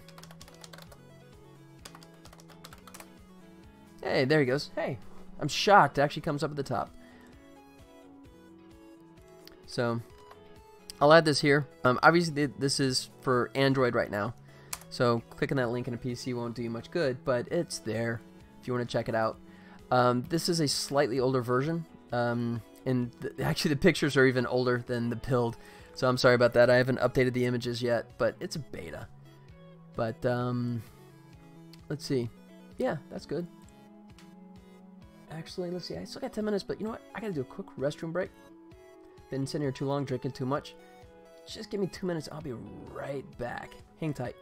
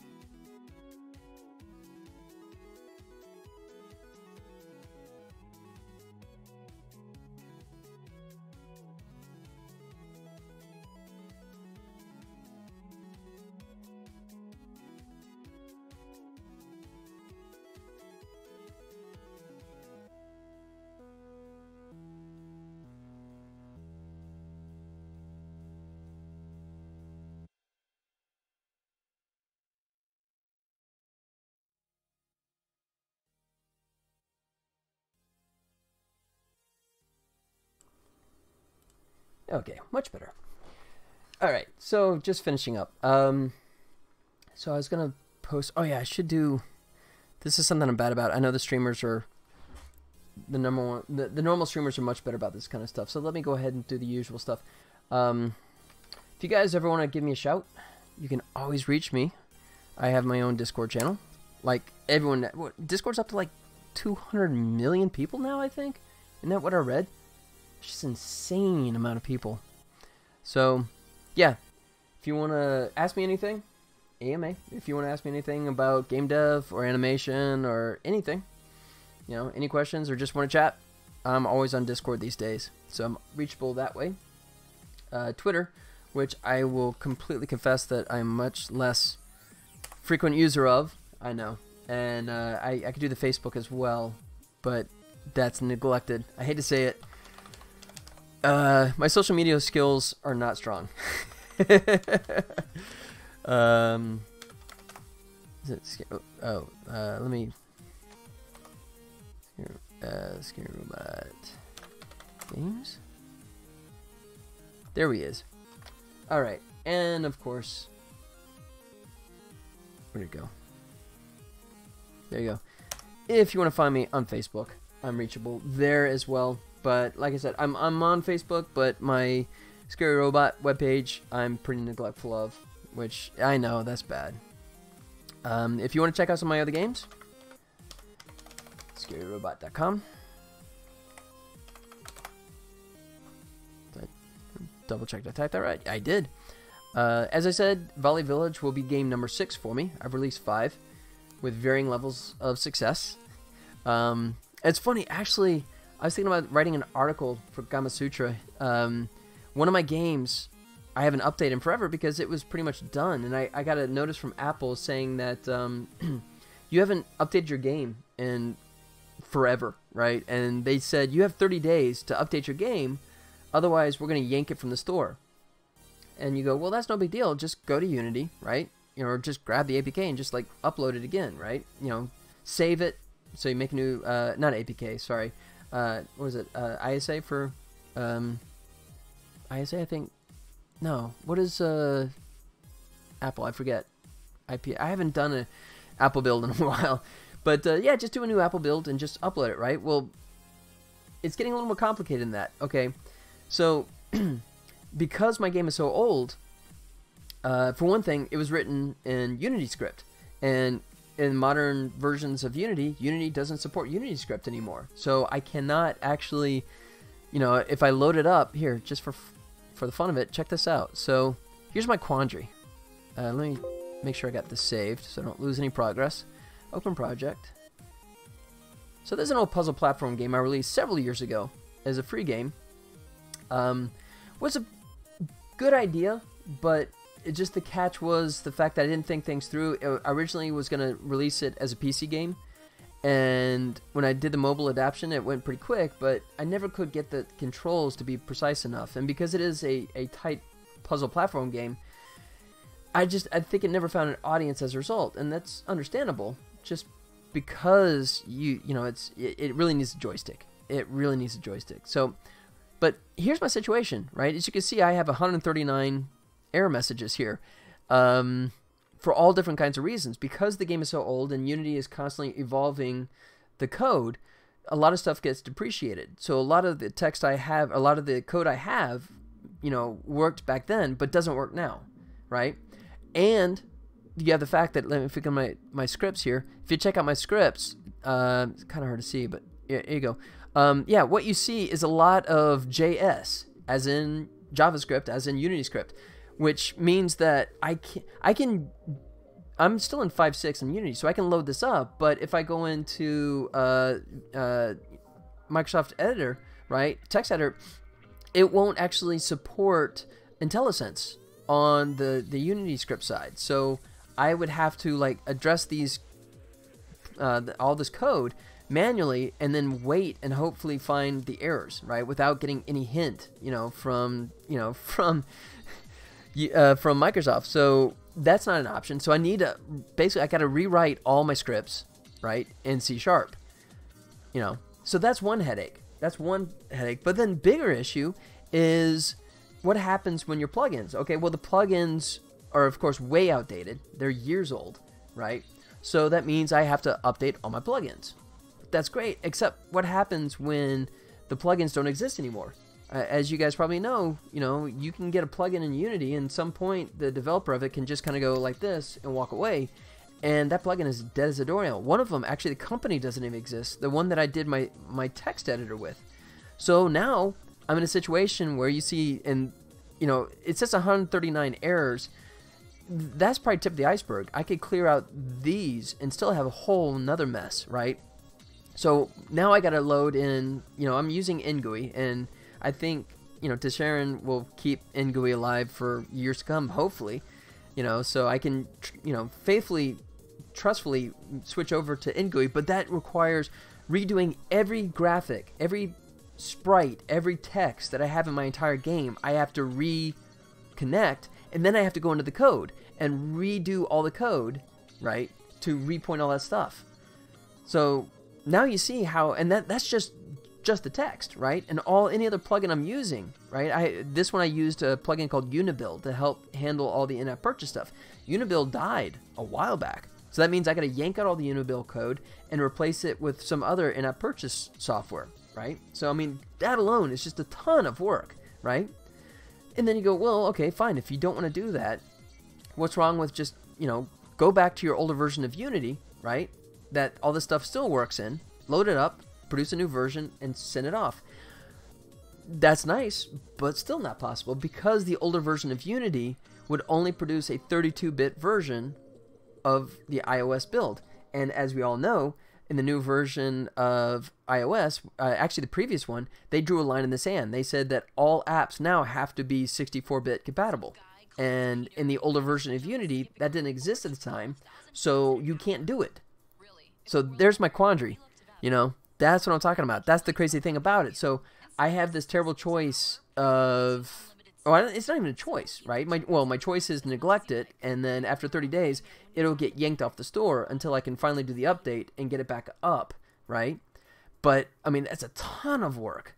I literally have to rewrite 100% of my code. I got to rewrite it in C#, and it's great because I'll be future-proofing it, which is nice, but for games that are not necessarily a success, and quite honestly, this particular title was not really a success for me, there's less incentive to spend all that time, but then conversely, I don't want to have the blight of having like one of my games physically pulled off the stores. So, and it's like, so I have to stop down on my current game, or hopefully get it far enough along that I can put it out in beta and then focus on this for a little while. But anyways, the whole point of the rant, I guess, is just to say that, I was thinking about doing an article in Gamasutra, talk about with Unity, that sometimes you really can't go home again. Because, I mean, this is a perfect case. The game is 3 years old now? About, give or take, 3 years old. And because I didn't constantly update it, and that's the other argument. I mean, someone can make the counter argument going, well, it's your fault for not just constantly updating it all the time. That's great, but once again, I'm a one-person company, and I have 5 games out. If I have to, do constant updates on all 5 of those other games, which is a wise move, but that also leaves very little time for actually developing the next project. So I mean, it's sort of like the proverbial Kobayashi Maru test, right? There's no right answer to this. You're gonna get hosed one way or the other. But so yeah, if I can find the time, which is always a challenge, I may actually finally get frustrated enough that I do a little article, just vent my frustration on the fact that it's a challenge to try and deal with Unity sometimes and older titles. I mean, that's the fact that you have to just wipe the slate clean and then rebuild everything from the ground up all over again. That's a bit of a frustration. Which is why I've part of the reason why I've let the game sit there and linger in the stores for as long as I have. But now Apple is coming along going, oh, if you don't update it, man, we're going to yank it out of the store. Okay, so, like I said, all these scripts, I'm not even sure how many, there's a ton. All these scripts have to be rewritten. And then all the plugins have to be updated or more likely replaced, And I once again, as I said before, I'm a big fan of plugins, so there's a ton of them. So, I mean, I literally at this point, I can't even show you the game because I got all these errors blocking me. Yeah. So, anyways, end of that rant. I'm sorry. I just find it fascinating, the fact that, you know, there's no simple answer to this. You're kind of catching them from both sides. But the nice thing is that once it is updated, it will be good to go for, you know, hopefully at least a few years. And once I actually get Volley Village out the door and I get started in the next project I'm hoping to actually not make it just by myself for a change. So the next project, which I'll announce here in the not too distant future, is going to be a pretty high profile project. No, it's a very high profile project I'm looking forward to doing. So that one actually I will probably be recruiting help on. And if I'm doing that, hopefully that'll give me a little more free time to branch out and revisit some of my older titles and actually get them up to speed. So, but that's for a later day. We're at the 4 o'clock mark, and like I said, I have to pack up and run off for a freelance job discussion here in Vegas. So let me just wrap up by saying, guys, thank you so much for hanging with me today. Welcome to my new time. As I said, for the last month, because I was in LA doing freelance work, I found myself starting at an 8 o'clock start time, Pacific. So this is my new experiment of shifting back to 1 o'clock so I can finish a broadcast and not be exhausted. So this is good. Yeah, I can go for 3 hours, and if time permits, I can go longer, which I probably will do in future broadcasts. But in the meantime, thank you so much for you guys for hanging out with me. Thanks for the chat. Don't ever apologize. If you guys feel like talking, you know, chatting, dude, do it, man. I enjoy the conversation, so don't ever feel like you're bugging me, right? I enjoy the talk, so feel free. You know, talk about game development, talk about movies, talk about animation, yeah, talk about whatever. You know, if I'm not that knowledgeable, I'll let you know. Yeah, Graybeard, yeah, thanks for hanging out, man. I hope you can make it around. I'll be here again on Wednesday and Friday. I'm doing a Monday, Wednesday, Friday kind of stint. I may increase, but I probably will never decrease that. Once again, at 1 p.m. Pacific Standard Time. So, yeah, Graybeard, thanks for hanging out, buddy, and congrats on the game. I hope you like System Shock. It is a true classic. But until then, you guys take care, and I guess, you know, I have enough of a crew here that I should look at actually doing a raid, shouldn't I? Let me think about that. Let me see what I can find here. I'll switch you guys over. Let's see. Ah, come on. Is it video producer? They set up like a new thing that allows you to do... No, it's dashboard, isn't it? They allow you to do raids easier, and now I can't remember where it was. Let's see. Oh, I think I found it. Raid. There it goes. Okay, so let's find a good one to actually raid, shall we? I'm going to play favorites. I'm going to go ahead and stick in the science and technology category, and I'm going to see if I can find a good Unity kind of thing here. So let's... Yeah, because, you know, I want to support my fellow Unity developers.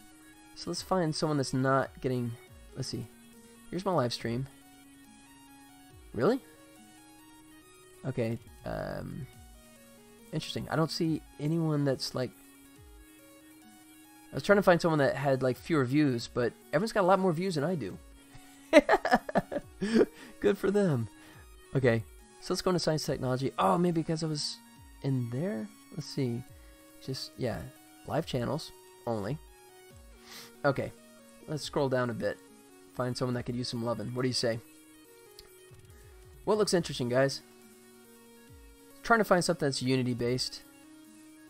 Preferably in English, because I think most of the guys that are listening to me rant on are listening in English. So, let's see if I can find something that matches, but, Do you see... You guys see anything?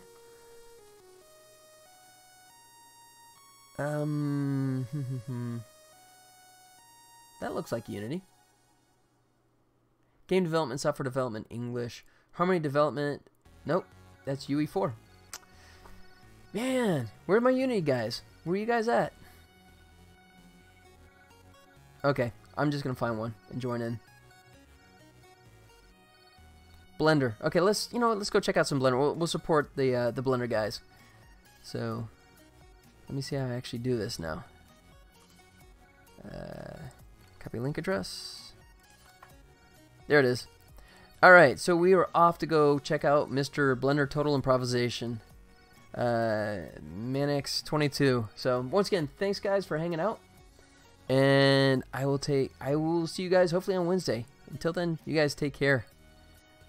Oh, I've totally botched this, haven't I? Alright. Okay. It's not letting me go. What did I do wrong? Oh, maybe I just need the name. There it is. There we go. Alright, take care, guys. Adios.